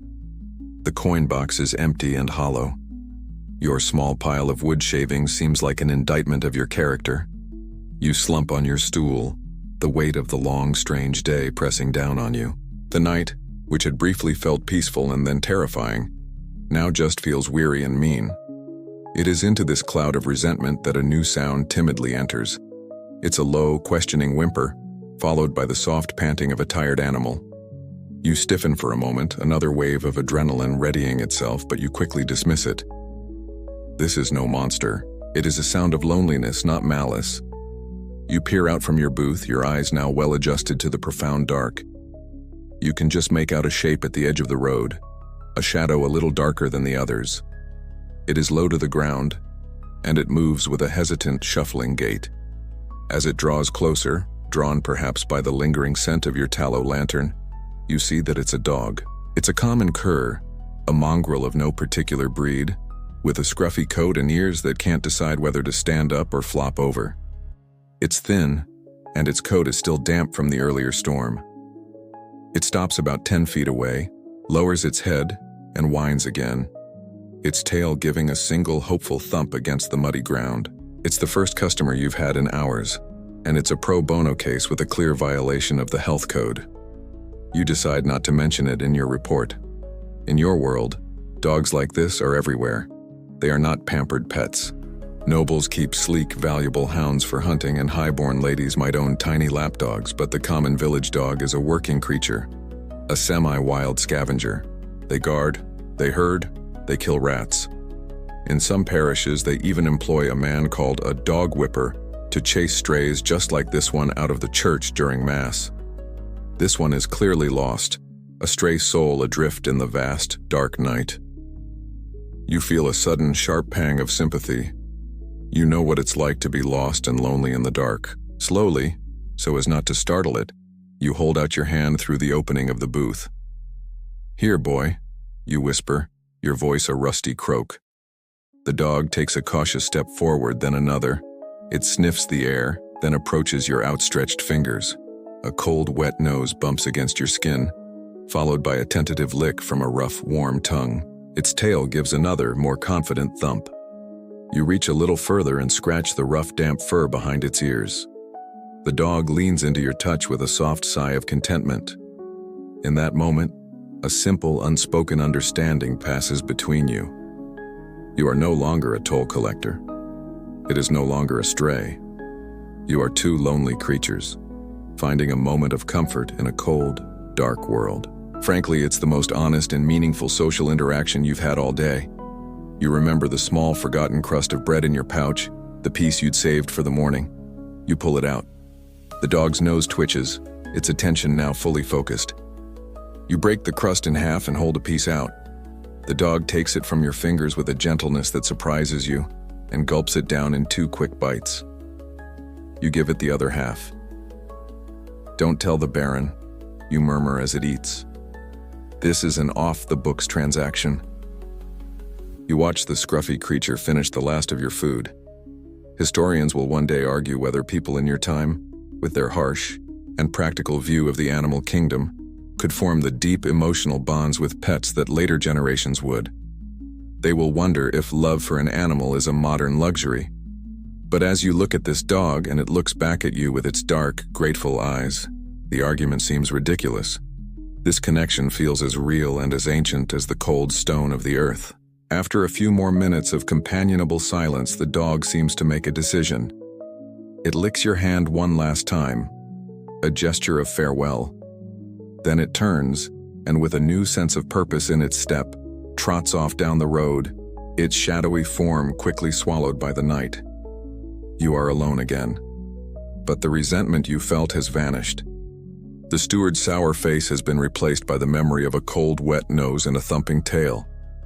The small, simple act of kindness, of sharing your last piece of bread with another lost soul, has warmed you from the inside out.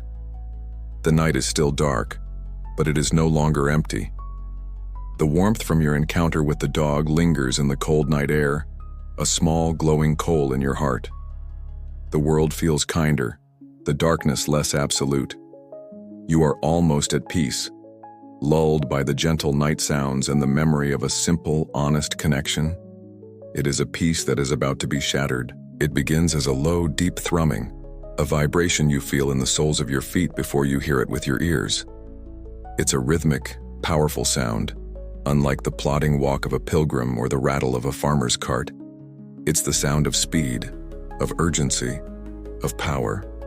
It grows rapidly, resolving itself into the thunder of a galloping horse, ridden hard through the night. You barely have time to lean forward before the rider explodes out of the darkness and into the pathetic, flickering circle of your lantern's light.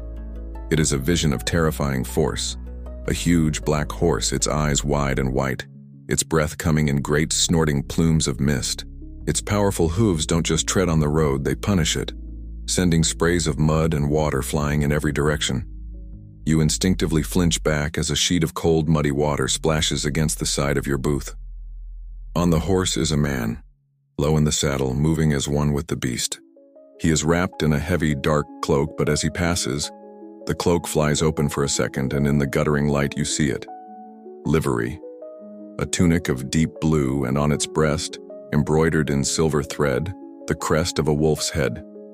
This is a retainer of the Duke of Gloucester, one of the most powerful and dangerous men in the kingdom. The rider doesn't look at you. He doesn't slow down. He doesn't exist in the same world that you do. You are a piece of roadside debris, a fence post, a momentary blur at the edge of his vision. He and his horse are a high-speed train hurtling through a forgotten country station. The very idea of the toll is so absurd it doesn't even enter your mind. Trying to stop this man to ask for a penny would be like a snail trying to issue a parking ticket to a thunderbolt. The power dynamics are just slightly off. He is gone as quickly as he appeared. A fleeting image of power and motion, swallowed again by the night. He leaves behind only the frantic, fading thunder of his horse's hooves, the stink of sweat and churned mud, and you, sitting in your little box, splattered with cold water, your heart hammering against your ribs. This man is riding hot, carrying a message of such importance that the darkness, the storm-ruined roads, and the risk of a fall mean nothing. Somewhere far beyond your comprehension, the great gears of the kingdom are turning. An army is being mustered. A treaty is being broken. A king is being defied. This rider is a living piece of that vast, unknowable machine, a world of politics and power you only ever glimpse in these terrifying, fleeting moments. He is a symbol of the system of livery and maintenance where great lords command the absolute loyalty of private armies of uniformed retainers. His blue tunic is a shield that makes him untouchable. To harm him is to harm the Duke himself. Historians will one day argue whether this system was a necessary evil that kept order in a violent world, or the very thing that tore the kingdom apart in civil war. To you, it is simply a fact of life as solid and inescapable as the Baron's authority. The last echo of the hoofbeats dies away, and the silence that returns is deafening. The gentle peace you felt just moments before has been trampled into the mud. You are left with a cold, stark reminder of your place in the world. You are the stationary point around which the real world flashes and thunders. You are the quiet, the waiting, the insignificant. The rider was the action, the purpose the important. The brief passage of that liveried messenger has done more to reinforce your lowly status than the stewardess sneers or the farmer's anger ever could. You are a footnote in a story you will never be allowed to read. The night is vast and cold again, and it does not care about you at all. The night does not offer any more visitors, real or imagined. The hours between the messenger's passage and the dawn are a black, empty space, a void you endure with a cold, hollow feeling in your gut. Eventually, a faint gray light begins to bleed into the eastern sky, and the distant welcome sound of the Lauds bell from the monastery finally releases you. Your shift is over. You trudge back to your hut, your body a single unified ache and collapse into your straw bed. Sleep taking you like a sudden, merciful tide. And the next day is much the same, and the day after that. You sit in your booth. You watch the empty road. You collect a few pennies. The sun rises and sets. The world turns. But you begin to notice a change. It is not a sudden event, but a slow, creeping transformation. The sun, even at midday, seems to hang lower in the sky, and its light has lost its summer strength, trading its bright white heat for a gentler, more golden warmth. The mornings are sharper, and a fine silver filigree of frost often covers the ground when you first step out of your hut. The air no longer smells of blooming flowers and green things, but of wood smoke from distant hearths and the rich, sweet, earthy scent of decay as the leaves on the forest floor begin to rot. Autumn has arrived. It's not the cheerful, cozy season of harvest festivals and spiced drinks that poets might write about. It is the slow, damp death of the year, the creeping chill that signals the coming hardship of winter. Your booth does not offer a seasonal spiced ale. The great oak tree across the road becomes a spectacle of slow decline. Its leaves turn from a tired green to a mottled yellow. then to a brilliant fiery orange, and finally to a crisp dead brown. Every day, more of them let go, spiraling down in the wind to join the carpet on the ground. The wind itself sounds different. No longer a gentle summer whisper, but a dry, insistent rustling that finds every crack in your booth. The cold is your new constant companion. It is a damp, seeping cold that your thin wool cloak cannot defeat. It radiates up from the dirt floor, through the soles of your shoes. It lives in the hard wood of your stool. It settles deep in your bones, making your joints feel stiff and ancient. Your entire wardrobe consists of one outfit, and its primary feature is being in a perpetual state of slightly damp. You try to layer up for the season, which involves putting your mostly damp cloak over your slightly damp tunic. It's a look. For everyone else bound to the soil, this is the busiest, most vital time of the year. The final grain harvest must be brought in, the apples and nuts gathered from the woods, the pigs turned loose to fatten on acorns before the winter slaughter. Your own small strips of land need tending, but your duty to the barren keeps you here, a prisoner in your box, while the world outside bustles with urgent, necessary work. You watch the squirrels, frantic with purpose as they bury nuts, and feel a pang of envy. Even they have a more important job than you do. You, however, are an essential worker. Tolls must be collected even if your only customer for a whole morning is a single, very confused badger. You mark the passage of time not by dates on a calendar, but by these signs. The flight of geese overhead, their honking calls a sad farewell. The shortening of the days, the lengthening of the nights. Historians will one day argue whether the people of your era experienced time as a linear progression of years, or as a repeating, endless cycle of seasons and church festivals. For you, sitting here, time is a circle. It is the circle of the sun's journey, of the moon's phases, of the oak tree's life and death and rebirth. As the trees shed their leaves, your view changes. The woods, once a solid wall of green, become a tangle of naked skeletal branches. You can see deeper into the forest now, a place of shifting shadows and dark, hollow spaces. One afternoon, you see a small group of villagers in the distance, wearing strange animal masks and practicing a clumsy, lurching dance. Mummers, preparing for the All Hallows' Eve festivities. They are a strange, unsettling sight, a reminder that the world is getting ready for the darkest part of the year, when the veil between the living and the dead is once again at its thinnest. You pull your cloak tighter, shrinking into yourself for warmth. A single stubborn brown leaf detaches from the highest branch of the oak tree and flutters down, the last to fall. The tree is now bare, the road is empty, the golden autumn light is fading to a cold gray dusk. The world feels like it is holding its breath, waiting for the first snow. And so are you. The days grow shorter, the nights longer. The world seems to shrink with the dying of the light. The road is quiet for long, uninterrupted stretches, the silence broken only by the dry rustle of the last few leaves and the sighing of the wind. Most people are busy with the final preparations for winter, and travel has dwindled to a trickle. You spend your time huddled in your cloak, a statue of cold, bored patience. One gray afternoon, a strange figure shuffles into view, pushing a handcart that jingles and clinks with every movement. He is a tall, thin man dressed in a long, dark robe that might have once been a scholar's but is now stained and frayed at the edges. A pointed hat slightly askew sits on his head, giving him the look of a sad wizard. His cart is a chaotic jumble of glass vials filled with colorful liquids, bundles of dried, unidentifiable herbs, and rolled-up parchments that might be maps or arcane charts. He brings his cart to a halt and gives you a smile that is all teeth and very little warmth. He pays the 2-pence toll without a word of complaint, his eyes roving over you with a professional assessing gaze. This is not a man who haggles over pennies. He is playing for higher stakes. He has paid his entrance fee and is now preparing his stage. "My good man," he begins, his voice as smooth and oily as the liquids in his bottles. "Forgive my forwardness, but you look chilled to the bone. The dampness of this season has clearly settled in your humors." It's the medieval version of a late-night infomercial.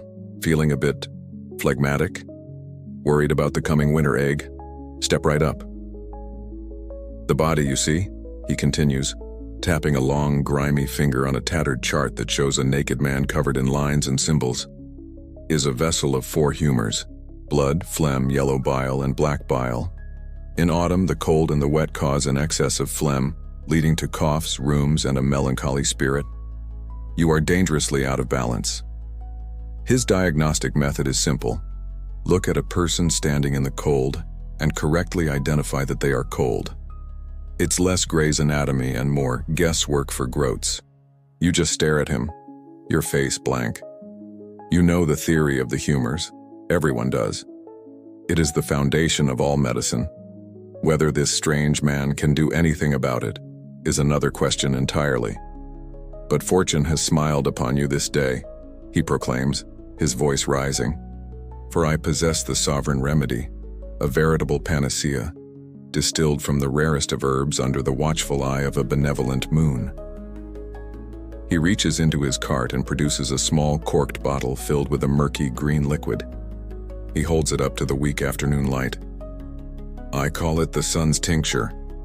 He uncorks it with a flourish and wafts it under your nose. The smell is astonishing. It's a potent combination of stagnant pond water, rotting vegetables, and something vaguely like regret. You politely recoil. A potent aroma, is it not? He says, not missing a beat. That is the sign of its power. This elixir is a refinement of the great theriac of the ancients, which contains the flesh of vipers to combat poison.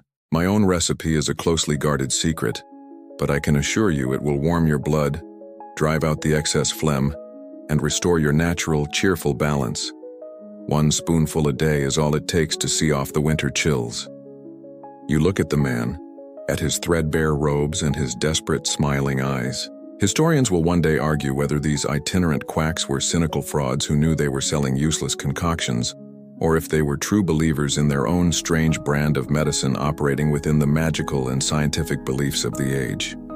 Looking at this fellow, you suspect the truth is a muddy mixture of both. He probably believes it works, just enough to soothe his conscience as he takes a desperate person's money. A special price for you, my friend, he says, leaning in conspiratorially. Seeing as you are a guardian of the road, 1 shilling, a pittance, to ensure a winter of robust health. 1 shilling is more than you earn in a month. It's a laughable sum. You shake your head. I have not the coin, master. He sighs, his shoulders slumping. The grand performance is over. He corks his bottle of pond scum potion and places it carefully back in his cart. A pity, he says, his voice losing its oily charm. A terrible pity. I do hope you have a strong constitution.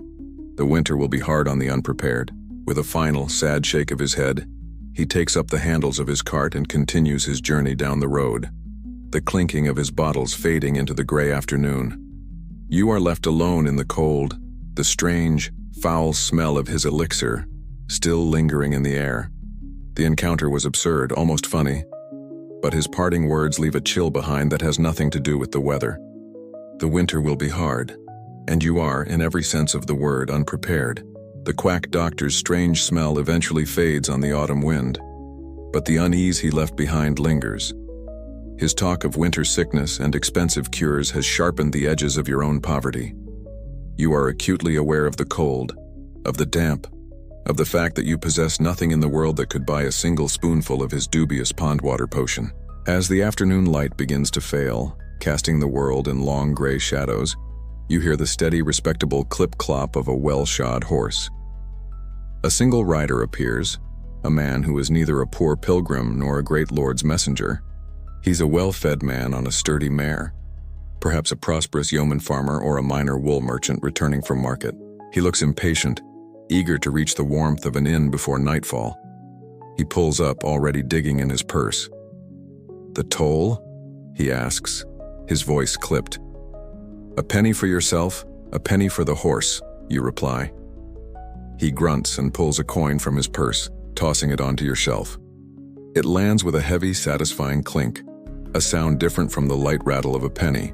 You look down and your breath catches. It's not a penny, it's a silver groat. The groat is a handsome coin, larger and heavier than the familiar penny. It is a sign of the changing times, a piece of silver worth a full 4 pence, minted to make larger transactions easier. On its face is the regal, bearded profile of King Edward, looking far more majestic than he does on the worn-out pennies you normally handle. "It's a groat, sir," you say, looking up. "I've no change for you." The coin box is empty, and even if it weren't, having 3 pennies for change at the end of a slow day would be a miracle. The man is already gathering his reins, anxious to be on his way. "Keep it," he says with a dismissive wave of his hand, "and pray for the king's health." And with that, he urges his horse on, leaving you staring at the coin in stunned silence. It's the medieval equivalent of being handed a 100-pound note for a 2-pound fare. For a moment, you just look at it. This small silver disc that has completely upended the economics of your day. You pick it up. It feels cool, solid, and substantial in your palm. You run your thumb over the king's face. This coin is a small piece of a world you rarely touch. You imagine its journey. Struck by a hammer at the Great Mint in the Tower of London, perhaps checked for its purity in the ancient trial of the Picts, then sent out into the kingdom. It has lived in a nobleman's silk purse, a merchant's leather pouch, and a soldier's grimy fist before finding its way here. And what is it worth? 4 pence. You do the mental arithmetic. A gallon of decent ale costs a penny. A day's hard labor in the fields might earn you 2 pence. This single coin could buy you 8 large loaves of bread. It is in your hand a tangible measure of security, a shield against hunger for a week or more. It represents a level of disposable wealth the man on the horse could part with without a second thought, but which could change your entire world. Suddenly, the quackus price of a shilling, 12 pence, seems less like a fee and more like a king's ransom. You look at the groat, then at the empty road. The thought, foolish and fleeting, enters your mind. You could just walk away, take the groat and disappear, start a new life. But where would you go? How far would 4 pence get you? 10 miles? 20? You would be a stranger, a vagabond with no lord and no land. The steward would have you hunted down for the theft of a single coin. Your retirement plan, you decide, needs a little more capital. Holding this coin, you feel the great shift happening in the world. The old way of things, of service for land, of barter and obligation, is slowly giving way to this, the world of cash. Historians will one day argue whether this change was a path to freedom for the peasantry, allowing them to save money and buy their liberty, or a new kind of trap binding them to a cycle of wage labor and debt. Right now, holding a coin that represents a week's worth of food, but is not legally yours, it feels like both. It is a promise of what could be, and a stark reminder of what is. With a sigh, you lean over the empty coin box. You hold the groat over the slot, this small, heavy piece of the king's silver, this token of a life you do not lead. You let it drop. It doesn't make the lonely tinkle of a single penny. It lands with a solid, definitive clunk, the sound of real money, of real weight. The sound echoes in the small booth, a rich and final note. It sits in the dark, a tiny treasure. It is not yours, but you collected it. Your duty is done. The solid weight of the groat in the coin box is a small comfort against the encroaching dark. That night the wind howls with a new and bitter edge, and when you wake the next morning, the water in your bucket has a thin sheet of ice on it for the first time. The days that follow are a monotonous march of deepening cold. The sun is a pale, distant memory in a sky the color of lead. The road, frozen solid in the mornings and a sea of cold mud by midday, sees almost no travelers at all. Then one morning, you step out of your hut and into a world that is holding its breath. The wind has died. The air is still, thick, and carries a strange, biting cold that feels different from the damp chill of autumn. The sky is not blue, not gray, but a flat, luminous and uniform white, as if the world has been placed inside an upturned bowl. You make your way to the booth and settle in, a sense of strange anticipation in the air. An hour passes in this profound, expectant silence. And then, you see it. A single, impossibly delicate white flake drifts down from the sky, tumbling and turning in the still air before vanishing on the dark, muddy road. Another follows, then another. A dozen. 100. Within minutes, the air is thick with a silent, swirling chaos of white, the first snowfall of winter. For the first 5 minutes, it is pure magic. You watch, captivated, as the snow begins to stick, transforming the familiar, dreary landscape. The grimy thatch on your booth's roof acquires a soft, white cap. The bare, black branches of the great oak are traced in intricate white lace. The ugly, muddy ruts of the road disappear under a clean, pure, unblemished blanket. The world is being remade, scrubbed clean, and all its flaws and scars are gently covered. It is less a winter wonderland and more a wintry blunderland, because you know the magical feeling won't last. The true magic of the snow is the silence it brings. The world, which had grown quiet in autumn, now becomes utterly muffled. Sound dies the moment it is born. The rustle of the wind is gone. The distant caw of a crow is swallowed by the thick white air. The only sound in the entire universe is the faint, almost imperceptible hiss of the millions of flakes falling around you and the soft puff of your own breath, which now hangs in front of your face in a thick white cloud. It's like being in the ultimate sensory deprivation tank, but the water is at a temperature that will kill you. As the snow deepens, the beauty gives way to a profound sense of desolation. Your booth is no longer a post on a road. It is a tiny, dark speck, a fragile outpost on the edge of a vast, white, and featureless sea. The road has vanished. The fields have vanished. The world has been erased. Your isolation is no longer a feeling, it is a physical, measurable fact. You are now living in the heart of the starving time. In the villages, people will be huddled inside, living on the salted meat and dried grains they stored in the autumn. The livestock, except for the core breeding stock, will have been slaughtered. The grim winter diet of tough preserved meat and endless pottage begins. You think of the humble pie the huntsmen sometimes get, a pie made from the deer's guts, and your stomach churns. Winter is not a time for picky eaters.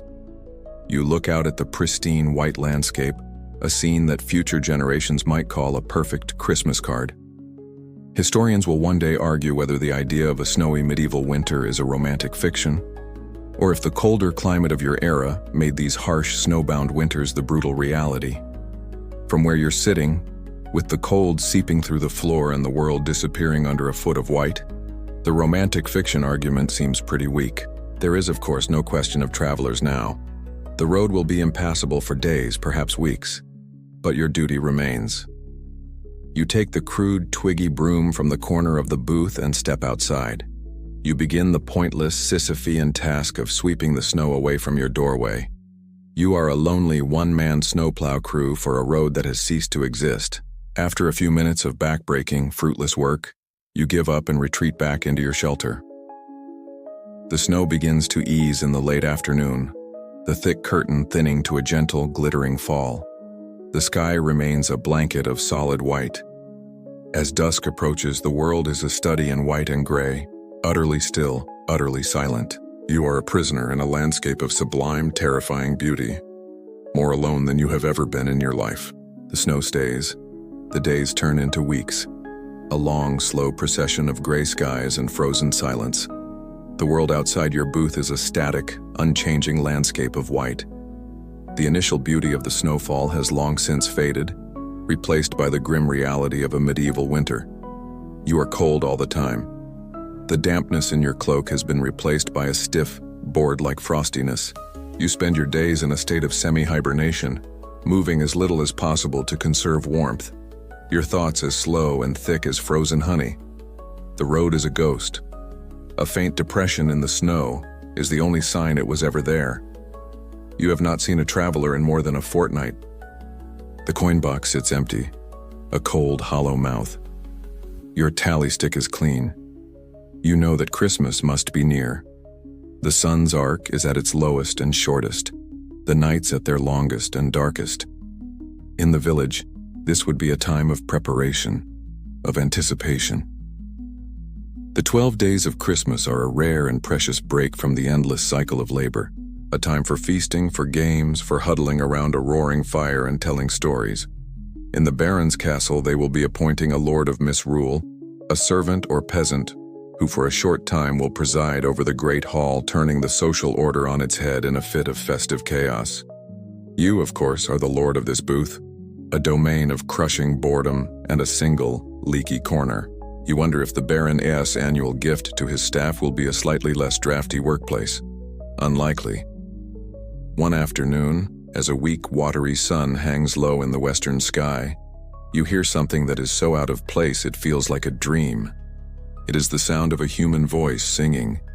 It is a man's voice, faint and thin in the vast, cold air. It is not a beautiful voice. The tune is simple and the notes are often flat. But it is undeniably a song, a cheerful, hopeful sound in the dead of winter. It is the world's quietest, most low-budget Christmas special, and it is heading your way. You watch as a lone figure makes his slow way down the path your own feet have worn in the snow. He is a young man, perhaps a journeyman craftsman heading home to his family for the holiday.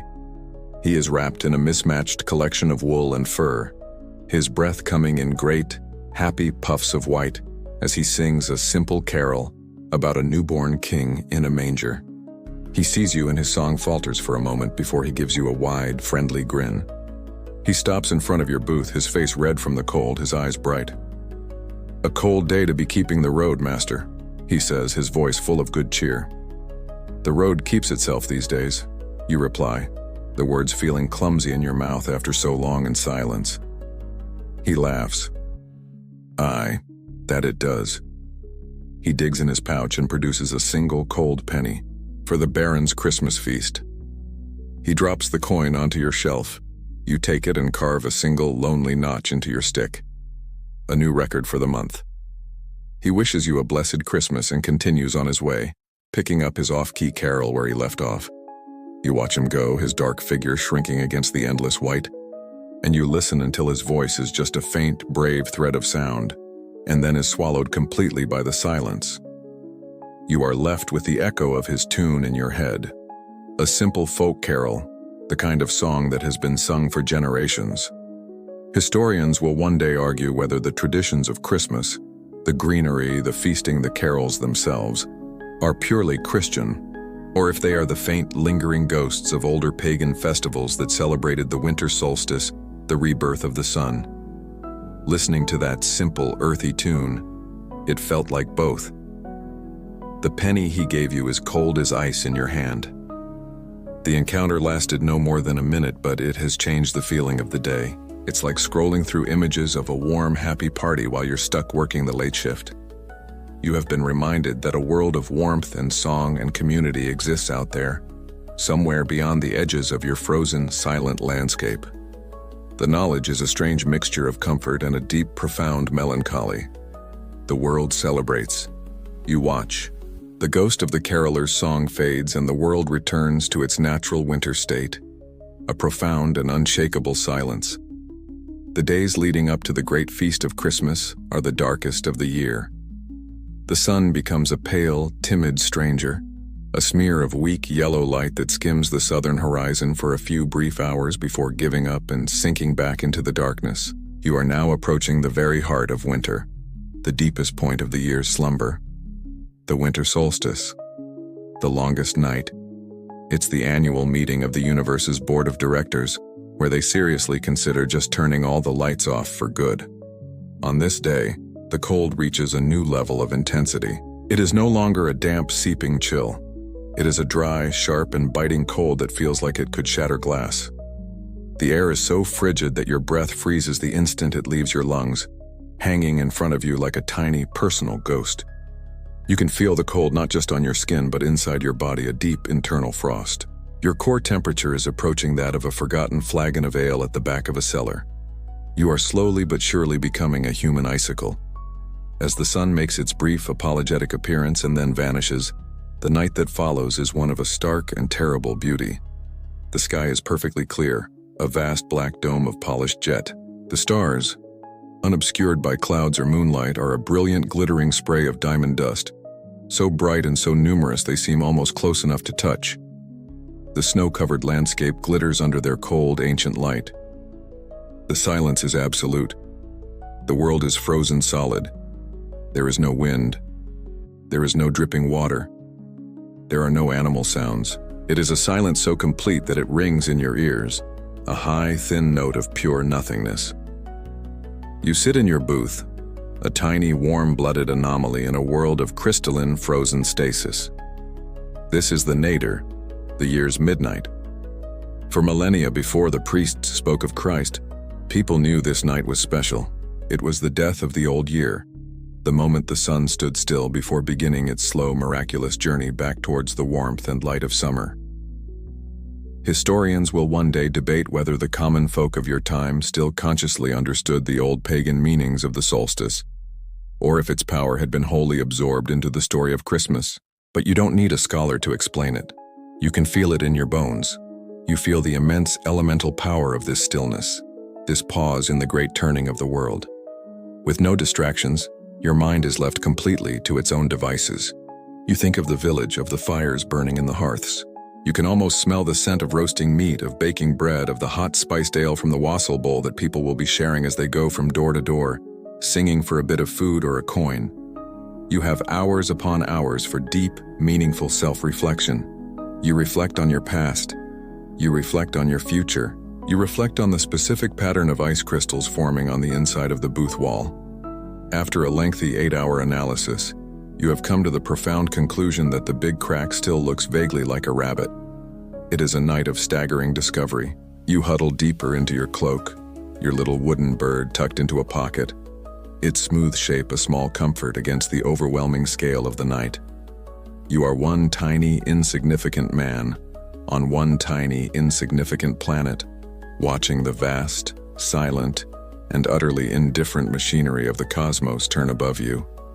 It is the peak of your isolation, a loneliness so profound it feels sacred. And yet in the heart of this deep, cold, and perfect stillness there is a flicker of something else. It is the knowledge that this is the worst it will get. This is the longest the night will ever be. The darkness has done its worst, and it can do no more. Tomorrow, the day will be a fraction of a second longer, and the day after that, a second longer still. The sun has stood still, and now it begins its slow, imperceptible but unstoppable return. In the deepest, darkest, coldest moment of the year, a tiny, secret promise of spring has been made. The faint hope of the solstice, the promise of the sun's return, is an abstract comfort against the immediate, brutal reality of the cold. The longest night eventually passes, yielding to the shortest day, a brief, grudging twilight that is gone almost as soon as it arrives. Another day of profound stillness, of watching the unchanging white world from your tiny, frozen box. As the sky begins to turn a deep, bruised purple with the day's end, the sound you've been waiting for finally arrives. It is the distant, solemn toll of the monastery bell, ringing for vespers, the evening prayer. It's your signal. It's quitting time. You don't have a card to punch, but the Holy Fathers have just logged you out for the day. Your closing duties are simple, a brief ritual at the end of a long, empty day. You take up the tally stick, one notch. You look into the coin box, 1 penny from the caroler, and the heavy silver groat from the merchant, a small, cold treasure sitting in the dark. Your end-of-day report is simple enough. Revenue, 5 pence. New business, 1 cheerful but off-key singer. Action items for tomorrow. Try to survive the night. You close the lid of the coin box, the sound a dull thud in the frozen air. You latch the wooden shutter over the booth's window, plunging the interior into absolute darkness. The world is now shut out. Your work is done. Your commute is a short one, but a difficult one. You push open the booth door, which scrapes against a drift of snow, and step out into the biting cold. The snow crunches loudly under your worn leather shoes, the only sound in the world. The air is so cold it feels sharp in your lungs, a pain with every breath. You pull your cloak tight, tucking your chin down into the rough wool, and begin the short, weary trudge back to your hut. Ahead of you it is a small, dark shape against the snow, almost invisible in the gathering gloom. As you get closer, you can make out its familiar, humble shape, the steep, angled roof formed by the simple cruck frame, like 2 great curved bones meeting at the peak. It has no light, no warmth, no welcome, but it is shelter. It is home, and after a day spent in the even colder, more exposed misery of the booth, it looks like a palace. You reach the door and lift the wooden latch. Inside, the air is still and frigid, but it is at least free of the wind. You step in and bar the door behind you, the solid thunk of the wooden bar sliding into place a deeply satisfying sound of security. The world is now truly shut out. You are surrounded by the familiar shapes of your meager existence, rendered in shades of black and gray. Here, at the end of the year, at the end of the day, your isolation feels complete. Historians will one day debate whether the life of a peasant was one of unrelenting toil, or if the long dead months of winter offered a kind of welcome leisure. From where you stand, shivering in the dark, this enforced idleness feels less like leisure and more like a siege, with cold and hunger as your constant enemies. You have survived another day of it. That is the only victory that matters. And so your journey ends, not with a great event, but with the quiet, weary repetition of a single, unending cycle, closing the ledger again on a day that was much like the one before, and will be much like the one to come. Now, as you stand in the quiet darkness of your small hut, the long watch of the day finally over, the time for doing has passed and the time for simply being has arrived. You move slowly, deliberately, your movements measured and calm as you prepare for the small comfort of the night. You kneel at your hearth, and with a gentle patience you coax a tiny, fragile spark into a small, steady flame, its light pushing back the immense and ancient darkness. The fire begins to speak in soft, crackling whispers, its growing warmth a gentle tide against the cold, a small sun in your own private universe. There is nothing left to do now, nothing to wait for, nothing to guard against. The world outside, with its snow and its silence, can be forgotten for a while, as your own world has shrunk to this small, safe circle of flickering orange light. You eat your simple meal and prepare for rest, the weariness of the long, cold hours settling deep into your body, a heavy and welcome weight. As you lie down in the rustling straw, wrapping the thick woolen blanket around you, you can finally let go of the day.